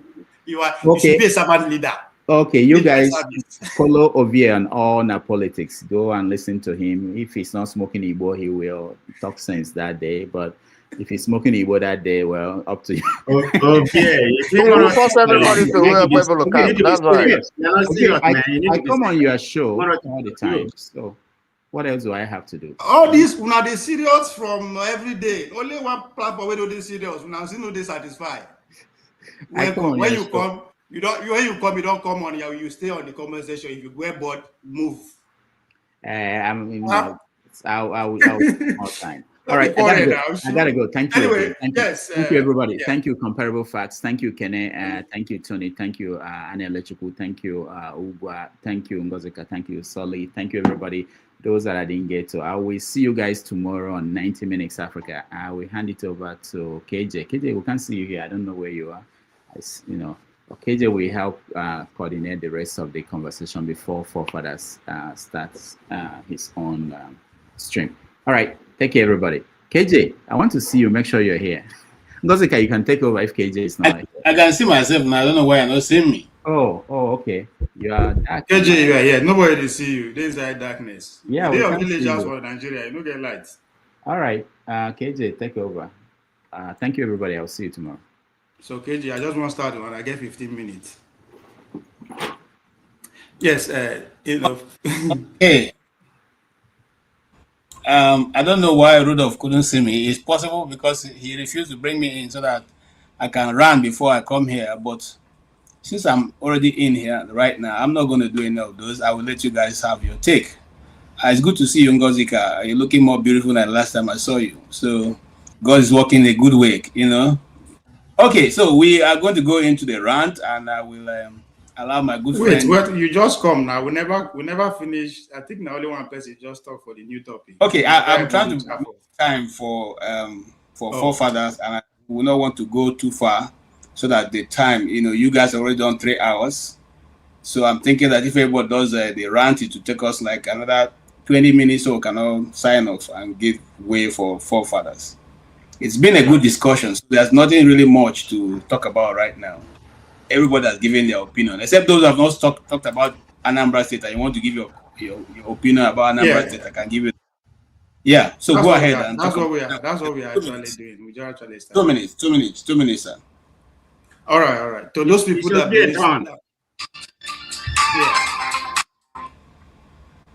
yeah, go ahead. All right. To those that still believe in the Opaholo 2028 project, drink to this. We are winning. If a professor of economics is that your contribution? Is that your contribution? No, you. His 2 minutes is going. My problem with all this intellectual is that they will not sit down and listen, right? If a professor of the highest standard, what standard will not be saying can resort to an illiterate way of winning election by sharing on buying votes, we probably will get hope die, right? But it goes to the understanding of what Soli is talking about. People they personalize within Soli they talk. This is a generational thing. If you can quote me anywhere, challenge me anywhere, no revolution or no change that comes to play without active organizing and financing of the poor by the middle class people, the so-called educated people. Kwame Ture said, if you organize little, you get little done. If you organize much, you get much done. If you don't organize at all, you get nothing done. And I challenge the Anambra people, outside the people in government, who is out there among these other governors that is actually doing the most to organize people to the polling unit. He also go to speak to the likes of Showore, who has a political party skin in the game. The OB parties them. If they cannot even put up a fight at that level that little is expected, what do we expect? Why are we worrying about the bigger ones when we are not doing anything about it? So just like what Sule is saying, as his own generation, they took bullets for what they believe in. We know those who don't have money, it's upon the middle class to finance and organize us. But they are doing the opposite. They only mobilize. The difference between mobilization and organization is different, it's like heaven and earth. But the bad thing is that you cannot mobilize those who are in power. They have more resources to bring people together at a short time. That's mobilization. Organizing takes time, years, if not decades. Because you have to invest your time, your knowledge, educating, empowering. They will come you, they will kill you, but it has to keep going. But how many of these our leaders are on that path? And at a time whereby the nation is at the crossroads, there's no national movement. Let's ask ourselves, is that a coincidence? In the 60s and the 70s, they were. But they end up getting assassinated and overthrown. Is that why these current elites are scared? The Tunubus don't go. What about the Showores, the Obis, the Konkosu? Because at their time, they are managing us for their time to come. That's why they say turn by turn. Turn by turn, not just the presidential switch alone. Every position are turn by turn. That's how we should take it. So there's a reason, even international committees to come out and say the election was free and fair. The people who they will say me they can't save us. They give go ahead to what me and you and they saw. So Moku begin to my hate solid guts and the way he's saying things, but the fact is in what he's saying. It is not about individual. It's a generational thing. As your generation, what did they don't do for the sacrifice? Solid generation of Gen Z, they took bullets for what they believe in. They went against the power that be, and they were assassinated in the process. That is history. Thank you. All right, thank you. Thank you. You had done 3 minutes, so the rest will do also 3 minutes. I didn't want to stop you on 2 minutes because you have not been able to learn. 2 minutes talk, 1 minute round up, so we don't cut you short of your idea. Yes, comparable facts. Yeah, thank you very much. Hey, we can't see you. I need my 3 minutes. Oh, really? I can see myself. What's happening? Can't you see me? My brother. You know what is nobody affordability. Affordability. You need to come to New York. We have elected a socialist. So come there and get a free house, free food, okay? Come to New York and get At least we can afford we can afford housing. We can afford food. We are not Almajiris. We are not Almajiris that will be depending on government to feed us. Do you understand? So it's more of a communist, actually. Okay, but the thing is, my time start right now. I will come there. Okay, I will visit you. Let me start with where we are now and what's going on in Anambra State. You know, it's the same thing. You know, because that's what's been going on. You know, they weaponize poverty. You know, by inducing them with cash and something like that. That's exactly what's happening around. You know, I mean, they claim. I think they are trying to get the result. The last time about 418, they said about 56% of this thing has been uploaded. About 450, they say about 70% has uploaded. The latest one we have is 94 has been uploaded, but there's no result. There's no result coming on. That's the same thing. I mean, that's coming from the central. I mean, Nigeria is just in a chaos situation. I mean, what's new? I mean, they're good buying between 30,000 and 15,000 naira. How much is that? $4 or whatever. And how many days that's going to last you? So this is what the government wants. Like your president right now who is doing. He has invested about 250 billion after the yesterday. So that's where we are in Nigeria. Nothing is new. But anyway, Nigerian politics, I don't want to talk much about it. Let me use my last minute to create an awareness. The Eagles, the Green Eagles is going to be playing for the World Cup playoff, beginning on the 13th. So let's hope that, let's hope they beat Gabon. Then the next one is going to be Republic of Congo. I think it's going to be played the same day. So they're going to be meeting the winner of Republic of Congo and the Cameroon.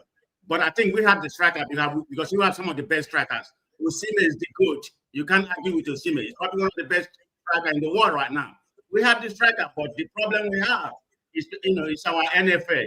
They are inept. They can't afford. They don't do anything. Even I thought FIFA gave them the money to build a stadium. They want to build a shabby stadium in KB and Ogbole State, Benin City. I mean, what's the money they spend there? But anyway, we need to support our Green Eagles. Hopefully, they can qualify from Africa, then go to the World Cup FIFA. And I believe they'll be dropped by because of their rankings. You only need to play one more match, they qualify for World Cup, but I think they can make it. So people support them. Thank you. Okay, thank you so much, and that was good. Thank you for keeping to time. Soli. Yes.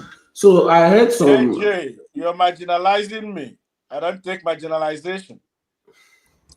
Who is talking? I can't see you. Anele Chuku. Oh, Anele Chuku, I'm sorry. I've said before. Sorry. You be annihilated. Anele Chuku, you be annihilated. I'm sorry. I'm following it on the line. So if you don't mind, so I don't get the it. lie should be me. Don't worry, I'll give you opportunity to speak. If you ever waited by now, Soli would have almost been finishing. Soli go so please. Go say you don't end that position. You go verse. No. Surely, Soli is my man today. All right, go ahead. Let me just call. I heard some people talking about the Anambra woman did not come out. She did not talk to them. She did not do this. She did not do that. Let's be honest. Where did Alex Otti come from? Alex Otti came from nowhere, and his people fought for their votes, and they fought for him. You are making all these excuses. I will never ever. Sorry to say, if an Igbo person tells me that they hate APC, I can't believe you again. I really can't believe you again. If you truly hate APC, they should have never gotten that amount of votes. Whether it's by vote buying, whether I don't want to hear how they did it. Your actions are not reflecting. They are not reflecting in reality. These people are still getting votes. And what does this say? By 2027 election, that means Tinubu is going to get more votes than the Southeast than he got during the last election. It's a reflection. If you hate somebody, show it. That's how they say Benin no be Lagos. They want Benin. I don't know Lagos. They want, don't come and be bragging. Put actions into this is so disappointing. I'm so disappointed. And when I keep on telling you that this thing is not a tribal thing, tribalism is a distraction. You go out, you go to foreign countries, you work together. In a system that is working, you work together. None of you ever fight each other. None of you ever talk bad about each other. The first thing you guys want to do is help each other. So don't come and tell me that we have tribalism problem in Nigeria. We just have bad people everywhere that are used to being bad, that have never had consequences, and they think the kind of things they do is normal. When they now go abroad, they start doing the same thing and they start entering trouble because they are never used to being accountable. You know, I'm utterly disappointed. I'm utterly disappointed. Don't give me any excuse. If you hate APC that much, that woman should have won. There's nothing you want to tell me about it. Don't tell me people do not come out to vote. And another thing is that there's a misogyny problem in Nigeria. If that woman was a man, she would have had more votes than she got and less of these excuses. You guys just don't treat women right. That's just the truth. Don't tell me she's dressing this way or she's dressing that way. If this woman won election abroad in somewhere like USA and she dressed even worse, you guys will say, our child has won election abroad. But in Nigeria, you don't want to give women votes. So it's better to suffer with APC than vote for a woman. That is the society, a culture we should respect. Thank you. Thank you so much.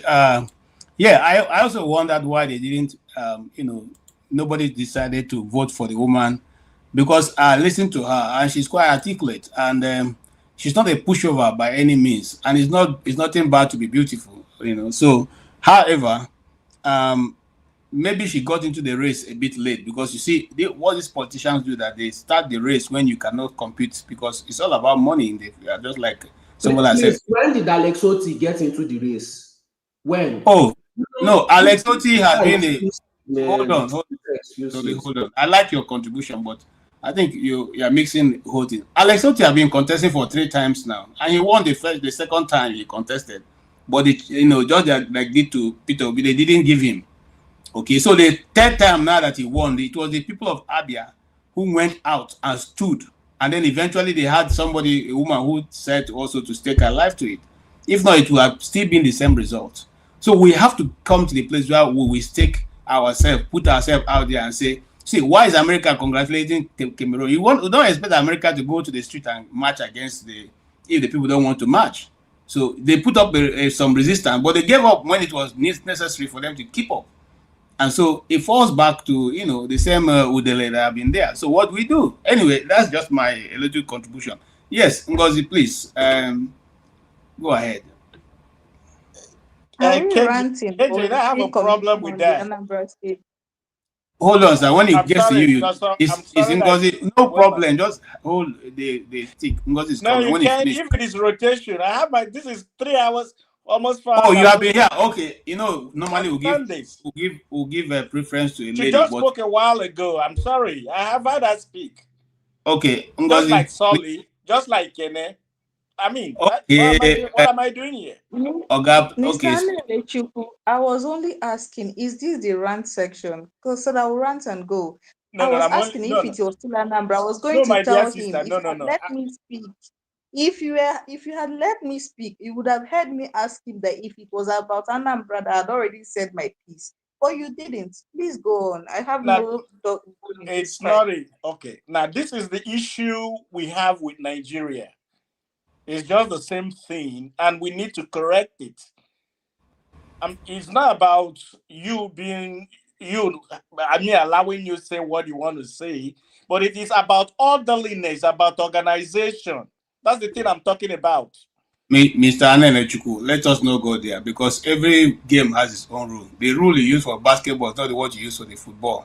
Right now, there's nothing for us to argue about. And Ngozi put her, made it so clear. She has said her bit. She has contributed before. I'm just taking over the program. I don't know whether he has spoken or not. So I'm going with what I see in front of me, how everybody is lined up. You said you have not spoken. I said, okay, you will speak. Now, please go ahead and make your contribution. All right. Well, if I had not said this, you wouldn't have given me this opportunity. No, anyway, that's all an I'm assumption. talking about, listen, it's okay. I'm not a cantankerous person, but what I like is organization. I like order. That's me as a person. So I might be we might need to get used to each other, as time goes on.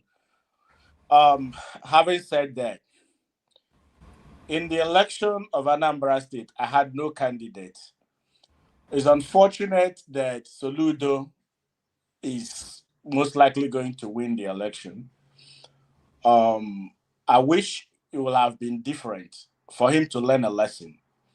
But one thing I know and I believe is that APC has two candidates in this election. The APC candidate and the ABGA candidate, which is Soludo. I won't be surprised if Soludo decomes to APC after winning the election. So APC has head and tail in this election. That's my observation. Now, regarding the Igbo man, yes, solely as he said, it is not about the Igbo man not hating APC. No, the Igbo man does not hate APC. After all, the governor of my state is an APC man. After the former one handed over, mutated to APC after being in ABGA. So the thing there is, the Igbo man believes in who is more capable. That is the original tradition of the Igbo man. But it has changed a lot now because the politics that is being played in Nigeria is not the right politics. If the right politics of votes counting, of votes matters, you will find out that a lot of people who are elected in Igbo land will not be elected. Some of us who belong in organizations where normalcy of the Igbo tradition upholds. This bunch of idiots don't lead us. In the real Amala Nomenala matters of the Igbo man, non-entities don't lead. If you lead, it doesn't matter whether you have money or not. It is your capacity and your competence. That's what leads in Igbo, in a typical Igbo traditional setting. In Omunna, that's how it goes. So we can't use politics, what goes in the Nigerian politics, to judge the Igbo man. No, it's wrong. But in the Anambra, it's unfortunate. Soludo will continue, and if he continues, he will move on to APC. Okpebolo, sometimes when I look at you, you speak so well and have made good points, but the image you have behind you is a contradiction. So I'm still trying to study you, Ovie. That image is to say to the intellectual.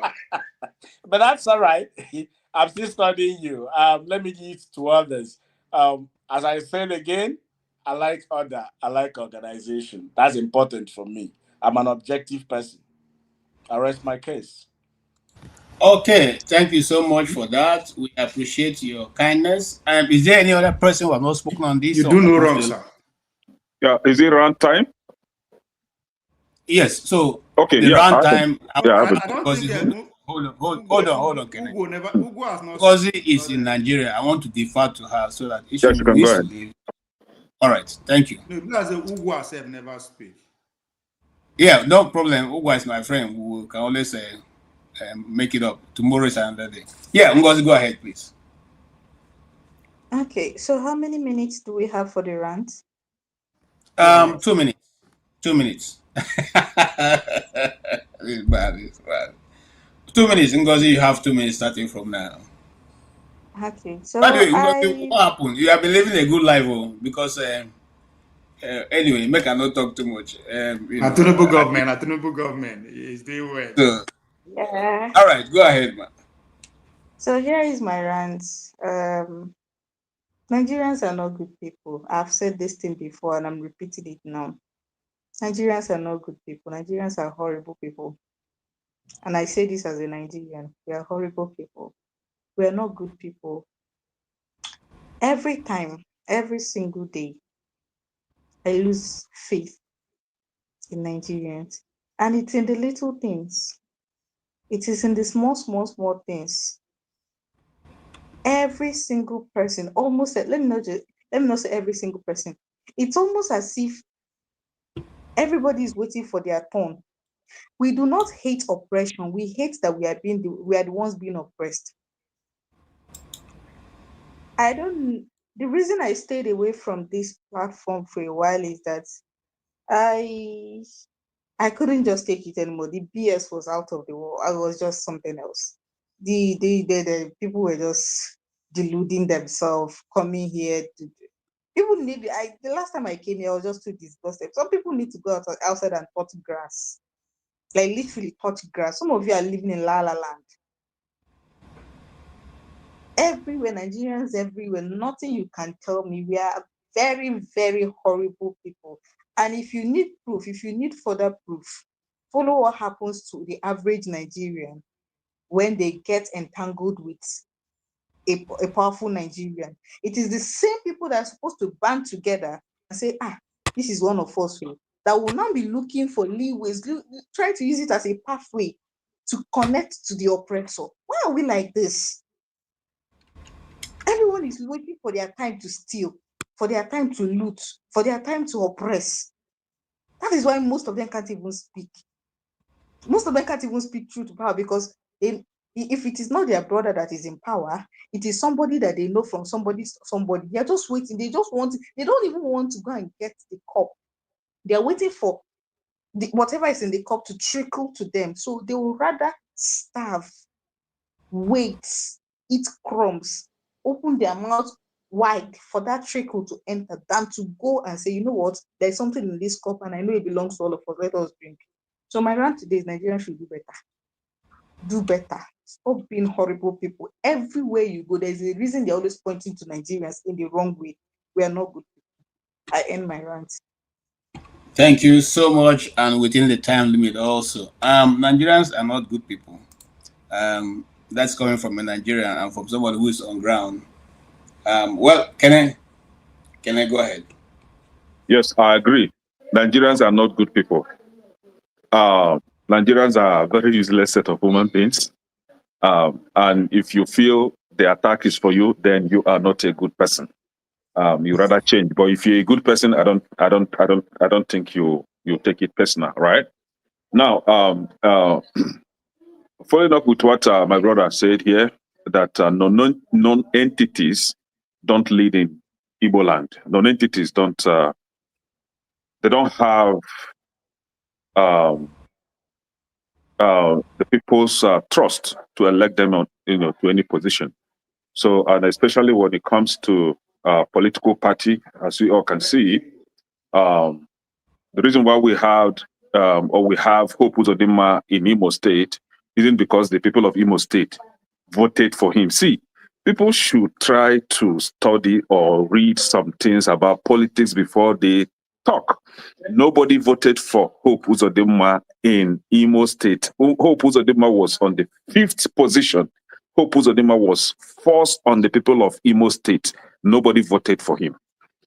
And when it comes to Abia State, people voted for Alex Oti for him to have won, right? Then in Anambra State, people voted for the drunk because of maybe the political party that he was affiliated with, which was Abga, right? Then Soludo, how many times did Soludo contest? So many times, I think 3 times. He won on the 4th time, right? And because he got into Abga, and that was why he won. So Abga, that party has something to do with a kind of affinity with Anambra people. Now, it is not only AAC that contested in Anambra State. We have other older parties that are even older than AAC that did not even score one single vote. We have a party called A, that is the name of the party, 0. AA, 0. We have AAC, 0. We have PD. PDP is completely died in Anambra State, right? PDP is gone. And I prophesied it here last year, 2023, that PDP is gone. PDP will never see the daylight again in Nigeria. Has it not come to fruition? Yeah, it's happening now. PDP is gone. So in Anambra State, PDP, as old as PDP, had no single vote. Then we have APP, APM. We have a lot of parties that have been in existence before AAC. And then we have a content creator that turned out to be low-class film actress, want to be the governor. How? Are we that stupid in Anambra State? Do you understand? Yeah. Some people like me may like her because of what she possessed, but Not because of no. Leadership qualities is zero. She's non-tested. Non-tested. We don't know. We only see her on acting, content creative, and that should be the reason why Anambra State should vote for her. And because they didn't vote for her, we hate women. We are not good people. You see how kids think, right? So, but that is it. Everybody has his own freedom, opinion. You can talk anyhow you want, but at least do some homework before you talk. So in Anambra State, what is going on in Anambra State is not something that I'm proud of. No, I'm not proud of it, right? The election has come and it will be concluded today, and a candidate will emerge. And like I said earlier, we will live by whatever the result is, right? If it is Abga, Soludo is a continuation of agony and deprivation. If it is APC, that will be a fresh style of criminality and mediocrity. That is what we're going to see in Anambra State. All right, thank you. But that's it. Thank you. Anybody who has a computer idea, let me know. I have my son probably downloaded an app that is making my that is blocking me up from being able to appear. So if you can give me an idea where to go to remove it. All right. Pablo, you can go ahead. Beg your son. Bribe him. Give him waiting he wants. Go and beg. What is it? Go and beg him. Don't do it. Thank you. If you are using the same word we to describe my governor ability, you are using it to qualify a professor. We are winning. Thank you. Now the same way that they qualify the two. Anyway, maybe I use this rant to promote my platform. So Dr. Dameji promoted it by saying that I know this serious, and he's right.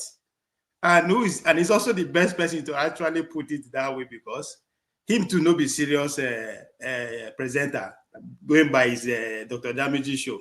The only time we will expect him to be serious is here, but he doesn't give his opinion. So he's also not just a serious person, he's a suspect. But as a chief satirian, political satirian, so I would take it as a badge of honor that he actually see my show like that. And he's right. I'm not just saying this not to say waiting it on the So if almost all the political platform in Nigeria are serious platform. But at the end of the seriousness, we end up arguing and cursing ourselves and in some tribes and we go home. So why do I continue that the same trajectory? So I decided to say different. And again, I know the people come on my platform like that for obvious reason. We end up doing the same thing we do for every other platform. So I just make I just go enjoy myself. So if you smoke Igbo, come my platform, we will smoke together. Tell me where you day, I will even come your state, we will smoke together.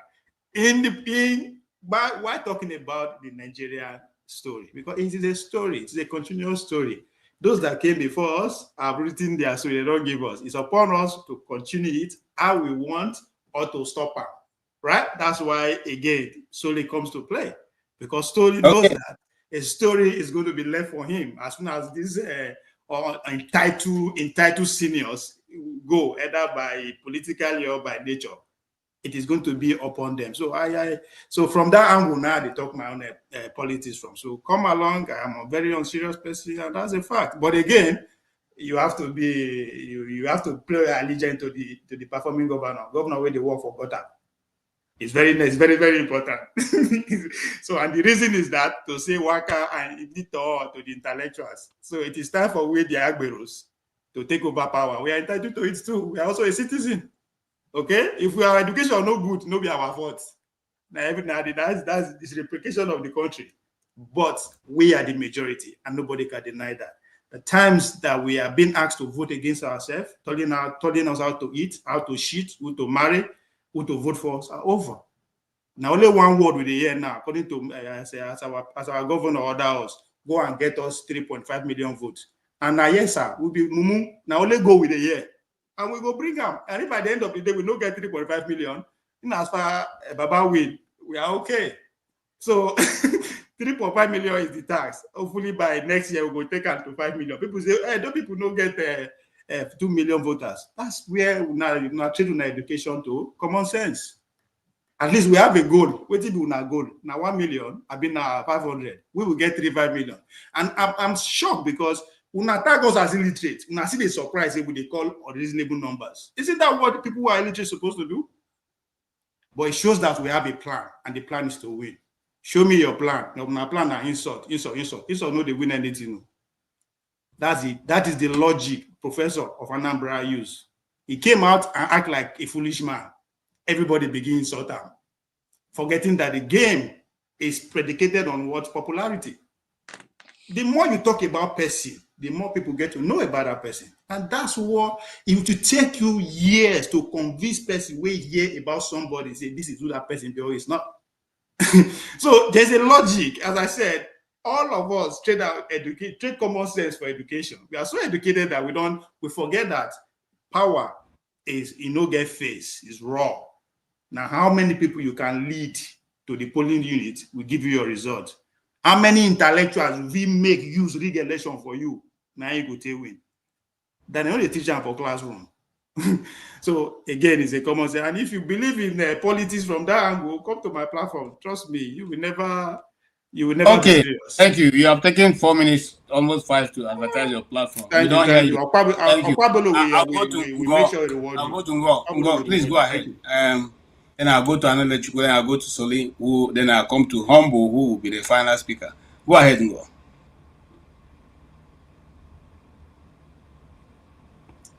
Can you hear me? Negs. Ngo. Dr. Ngo, can you go ahead? Okay, are you with us? I don't think. Next, Okay. Are you hearing us at all? Okay, let's go to Anambra, and then we can come back to you when it's available. Okay, if I have the slot,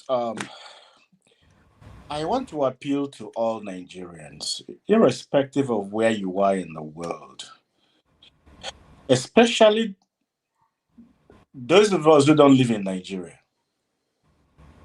I want to appeal to all of us. Let us be intentional to build a Nigeria that works for everybody.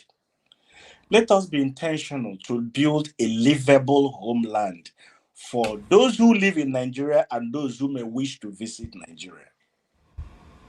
We need to be intentional about this. Nigerians are beautiful people. Nigerians are good people. But there are some Nigerians who are not beautiful people, who are not good people. All Nigerians are not horrible people. There are wonderful Nigerians. I am one of them. I do not know about you. I am one of the good Nigerians. I want all of us to be intentional to make Nigeria, in every way, in any way you can, make contributions, make suggestions, such that Nigeria will be functional to all Nigerians. It is not impossible, but the system we have right now, if we continue to sustain it and allow it to continue this way, Nigeria will be a horrible place for all Nigerians, good or bad. I want to appeal, please, when a fellow Nigerian is hurting, it doesn't have to do whether she's a woman, he's a man, he's an old man, or a young person, a child, your religion or not. Show empathy as a human. The challenge we have that Nigeria is boiling now is because of people who choose to be selfish, who choose to be psychopaths. And it is annoying when you see the obvious and you say it doesn't exist or it doesn't happen. That's not proper. I want to use this opportunity to say this again. Nnamdi Kanu, I am not his fan. I don't believe in his Biafra. I don't believe in his agitation. But that young man is suffering because he's an Igbo man. And this is wrong. Put yourselves in his position. If it is you, if it's your father, if it's your brother, if it's your uncle, if it's your cousin, if it's your nephew, how do you feel? What has he done that others haven't done and they are let go? He's been in detention without proper trial for over 4 years. Does it make sense? Fellow Nigerians are being killed and being buried in mass graves. Communities are being displaced and they are living in IDP camp in a country called Nigeria where there is no war. Does it make sense? I don't need to be from Biron. I don't need to be from Woku. I don't need to be a thief man, nor an Idoma man. For me to feel the pains they are feeling. If I leave now, I want to go visit Nigeria, I will go to my village in my father's house. Can these people go to their village in their father's house?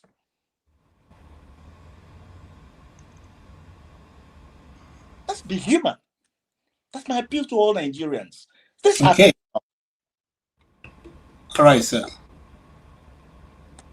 Thank you so much. I've given you actually 4 minutes to run, but okay. Thank you. I feel the pain because that's the same thing I always argue.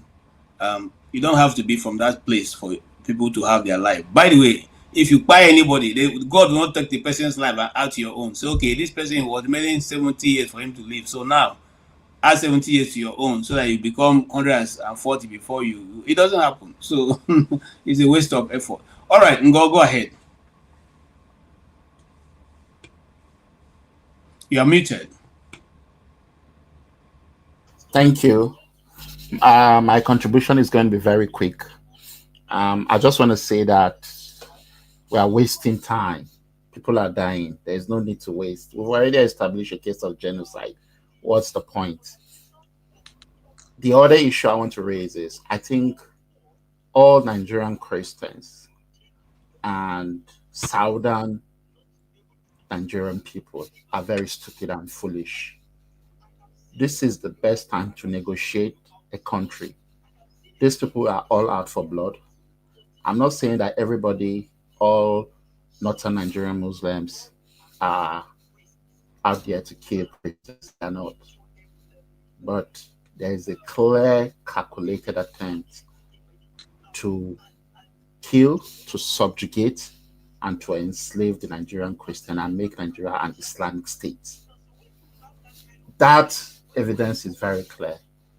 The Nigerian intelligence officer that retired a few years ago said it, and many people have come out and said it. There's no need to waste time. It's time to act. It's time to do the righteous thing. Negotiate a new Nigeria. I don't believe in what Anele Chukwu said. I believe in Nnamdi Mazi's cause because he wants to separate himself from the cancer that is spreading across the country. I believe in every of his cause. The means I may not agree with, but this is the best time to request for a new Nigeria. These people are out for blood. Thank you, guys. Thank you so very much. I like your conclusion also. Okay, Soli. Yes, so I refuse that argument that you say, oh, Nigerians are bad, Nigerians are evil. Was Dora Akuni, head of NAFDAC, was she evil? Was Fela evil? That woman that's by because she was trying to save Nigerians from Ebola. Remember, somebody was trying to get into it. She gave her life for Nigerians. Remember her? That's one of my. And they say Nigerians are evil. That Muslim man that Buhari rewarded for protecting Christians, what did he benefit from it? Is he also evil? The woman that fought for the votes of the Igbo people in Imo State, is she also evil? So you cannot say Nigerians are evil. Nigerians are forced to be evil, majority of them. When you have a government and a society that rewards bad and punishes good, what do you expect people to do? The more good you do, the more trouble you enter. You protect yourself, they arrest you. You complain about bad roads, they arrest you. You help them rig election, they promote you. You become a tout and an agbero for them, they promote you. You commit crime, they promote you. You steal, they promote you. And then you say, oh, Nigerians are evil. The fact that you have over 70% of people in multidimensional poverty and everybody is not slashing everybody's throats should be proof enough that Nigerians are not evil.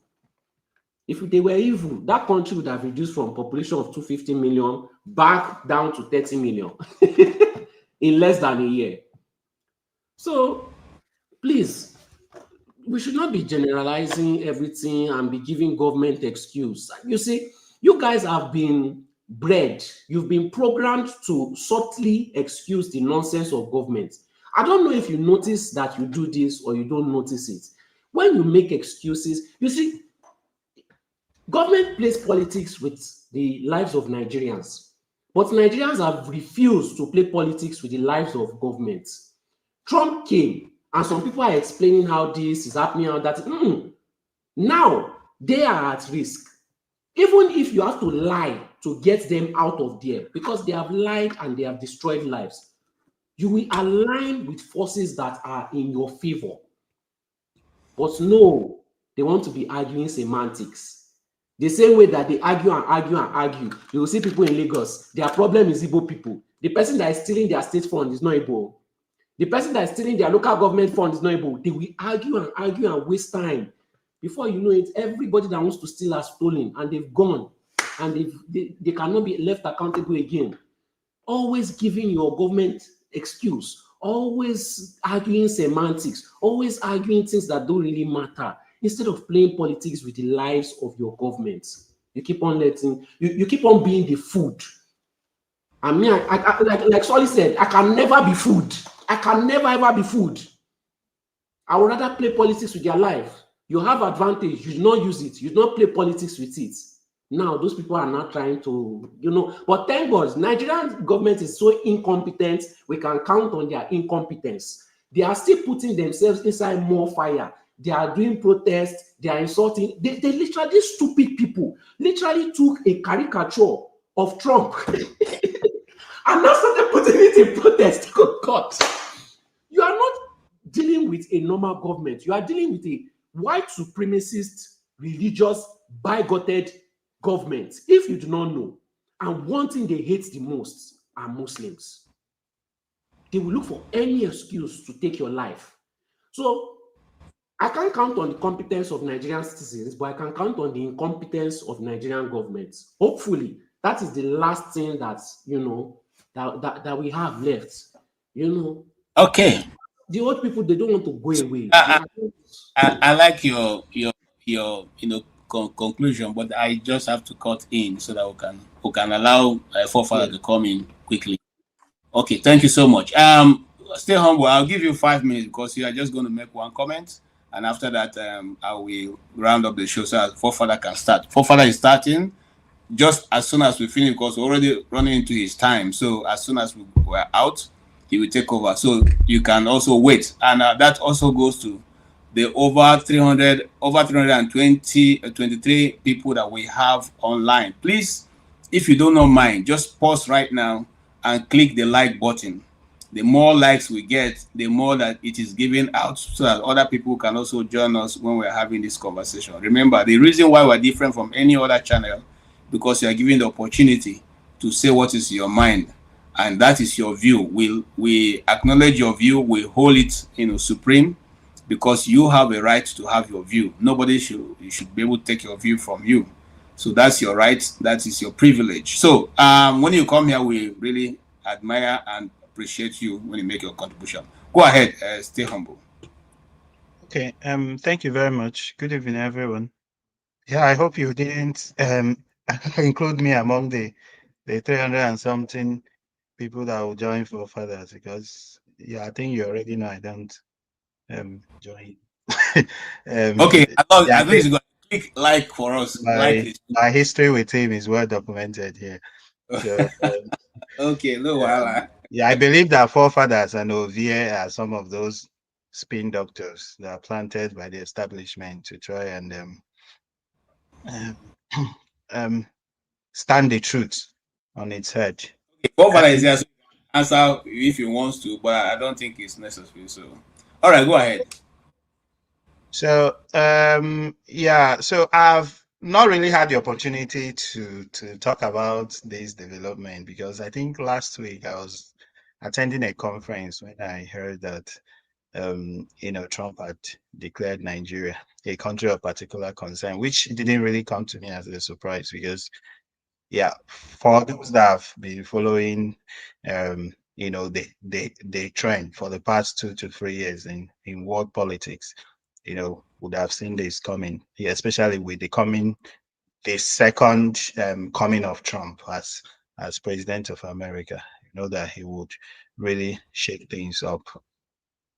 Yeah, so and I know that the people in the corridors of power knew about these things, and yeah, I believe that was why they sent out Reno Omokri to go and lobby those Americans to again stand the truth on its head, like some people do here. Yeah, so I know that still some people will still spin some narratives, the usual sentiment, because usually in Nigeria, since I was a kid, the normal thing that happens is that it will turn to an anti-Igbo narrative as usual, but whatever narrative they turn into, what will happen will happen. What God has destined to happen in Nigeria will surely come to pass. It's just a matter of time.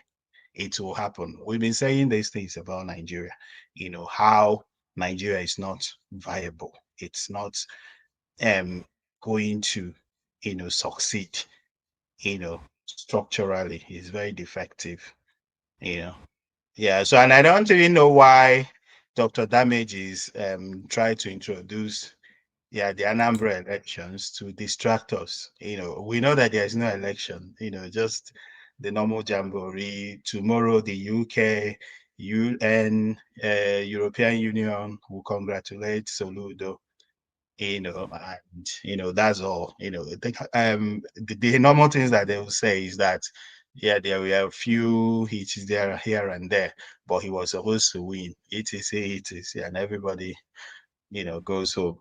The usual things continue.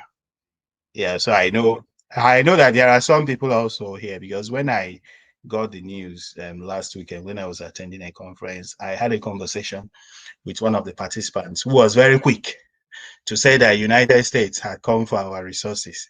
They bandy different technical terms, sovereignty, this and that, as if we have a say in what happens in Nigeria. Which Nigeria has a say in what happens in Nigeria? Yeah, so for people that are saying sovereignty, this and that, I just think that it's a whole joke. Even people that prior to that declaration, whenever we are telling them about geopolitics and stuff, they will say it's conspiracy theory, leave those things. Suddenly, they realize that geopolitics is important, that the United States are coming to take resources. Which resources? They say they are coming for our oil. Each time I hear that, I laugh. Which oil?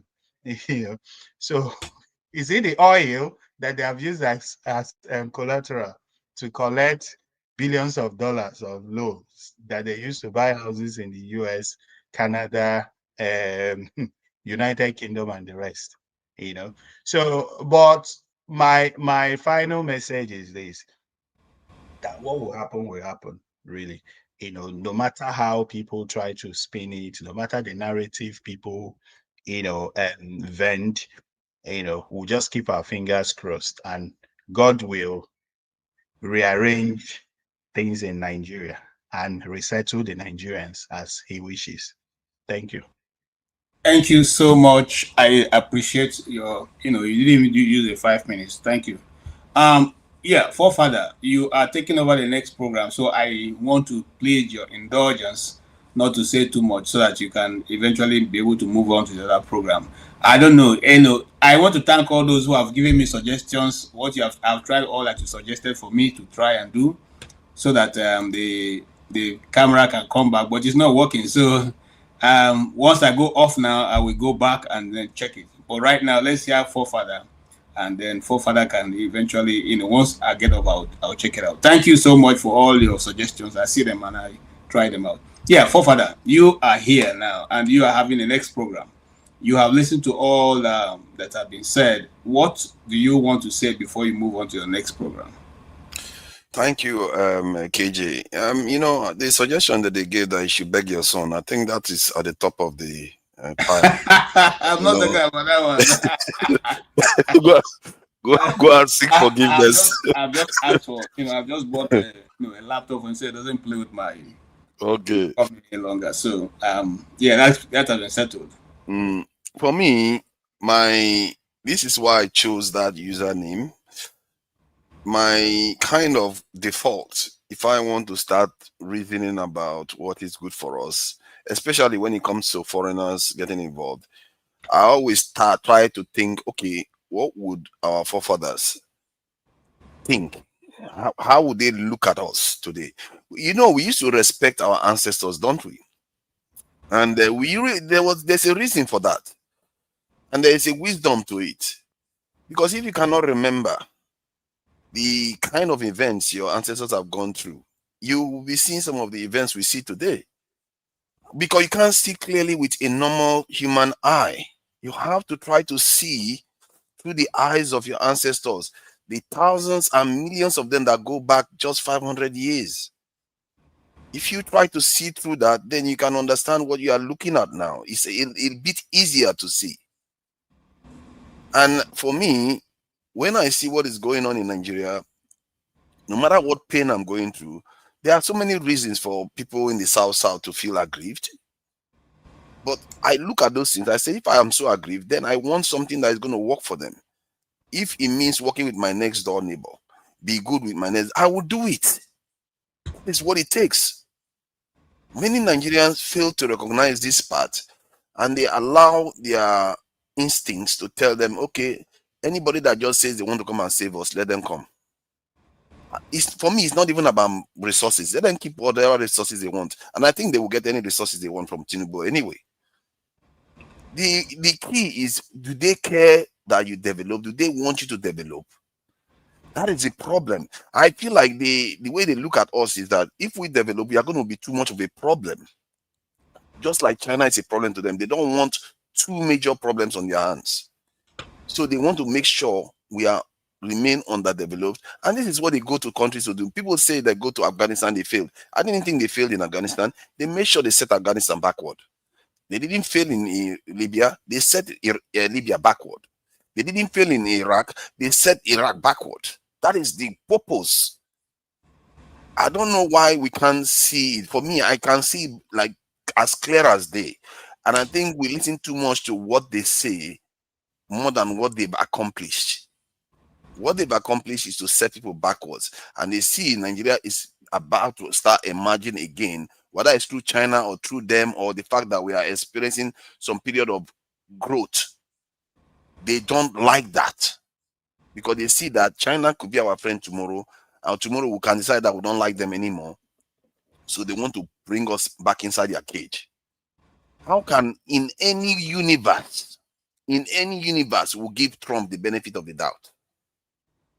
In what universe? What reason do you have to think that? Because he just said so. Are we going to tell the defense ministry who to bomb? Are you going to tell Hexet, hey, don't bomb the Dangote refinery, don't bomb the airport here, don't bomb that one? No, you're not going to tell them what to do. By the time that happens, it's too late. And then you will say, oh, other people will say, we told you so. We told you so is not good enough, because then our children's future have already been mortgaged. Again, we've been suffering these things. We should learn from our ancestors. That's why we have them. Can you imagine if you're the children of like my own children now? My children, 100 years from now, somebody that has done me serious harm, my children is begging them to come and save. I will feel like my children have lost it, and I have not done my job that well. Okay. I've done me serious harm, and I think that's where people need to think from. When you are in any doubt, can I beg you to from the eye? Sorry, I'm sorry. Think from the point of view of your ancestors when you are in any doubt. Thank you. Thank you so much. And our ancestors have lived and gone to be with the Lord. Now it is our time to make all the decisions that we need to make. The question now be, what do we want to do with the people's lives that are being lost? Is the mineral resources in our land helping anybody who are now enjoying those mineral resources? If we are from the middle belt, should we continue to say, because I know part of the Yewata, which is a near Gwe local government area, Gwe local government area, and that has almost been wiped off. Guma local government, sorry. Nobody lives there now, and like I said, it has the biggest yam market in Nigeria. That has been wiped. I think OC is saying that I said we are experiencing growth. We are not experiencing growth economically. We are experiencing developmental growth in terms of Dangote refinery. That is the first time we had any big value-added manufacturing. Sorry about that, KJ. Yeah, it's okay. So that's like the musicians will say, and the beat goes on. The beat's continually going to go on, and these arguments will continue. For those who are on the comment section, I want to thank you for being here. We really enjoyed your being here. You are the part and parcel of what has made this show great, and has most sorted after around Black Africa and indeed the world. So we invite you again to be here with Forefather, who is going to start in the next 5 minutes or thereabout, and he will take it all the way. So every argument you're not able to canvass, please wait for him. He will give you opportunity to do that, and then you can continue. I want to thank Oriako Tokwe. Thank you so much for your support. Thank you, George, for your support. Thank you, Oscar Blackstone. Thank you. We really appreciate you. Please do join the program sometime. Not only your money, we want to also see your face. And also Eccentrica. Really appreciate you. You did great arguments on your side, but also learn to respect other people, so you don't have to insult them when they don't agree with you. But we appreciate you. You're a young man with young mind and very sharp. Yes. And also want to let you know that about the China thing you talked about. Go and find out what China did to Zambia when they couldn't pay their loan. They eventually took over the international airport and established a Chinese colony in Zambia. But that's a different talk for another day. We can have a debate. XYZ, thank you so much for your support. Black House Capital, thank you so much. We appreciate you. Oscar Blackstone again. Thank you Oscar Blackstone Bone, thank you so much. We appreciate you. At Real K-05J, thank you so much. We appreciate you. Yes, they want to turn around. I want to comment on that. This thing, they now saying it's IPOB. I wonder how many IPOB members are there. Is it the ones in Ozuakoli, in my village, that are now being the one making US to now change policy? Their policy, I don't think so. So let's not reduce it to tribal issue. It's not the Igbos that have gone to campaign. In fact, to answer you directly, President Trump has said, in a tweet today that he is responding to the request that Tinubu made to the US in the last time, 2020 wartime. He quoted it when they came to the US and requested that the US should intervene on Christian genocide. He had just signed off that later. So I think these answers are out there. Let us look for it and not accuse anybody of being the one responsible. Okay, Alexander Gomez, thank you so much. Real K-05J, thank you so much. You really for your support. Thank you also, Alexander Gomez, again. We appreciate you. And then thank you, OD, for the $100 which you did through Zelle to Dr. Damages. So we really appreciate that. That will go a long way. I want to let you also know that Dr. Damages pays about $800 and many more. In fact, the total cost goes to about 1,500 or more, for him to hold this show. So the little that we can give, let's do it. Those who can do big, please do it. Those who can do a one-time big sum will also help us to plan and get people who can give us on the spot reporting from Nigeria and around Africa. We didn't have anybody to cover for us in Cameroon, or we were to have contact that they could have given us on the spot what is going on. So having said that, want to appreciate all of you for your time and your treasure. I always say to people, if you have a friend who comes to spend time with you, don't take it for granted, because those times they come and spend with you, they can never recover it again in this eternity. That's an integral part of their lives, and it's very important that you appreciate it. We appreciate all of you. and we look forward to seeing you in the next broadcast. God bless you all. And please don't sign off. Just hang around, and the forefather will take off almost immediately. We don't want to lose you guys. So it will be very short and quickly also. Thank you. Have a good day. 1,911,844,833 naira and 46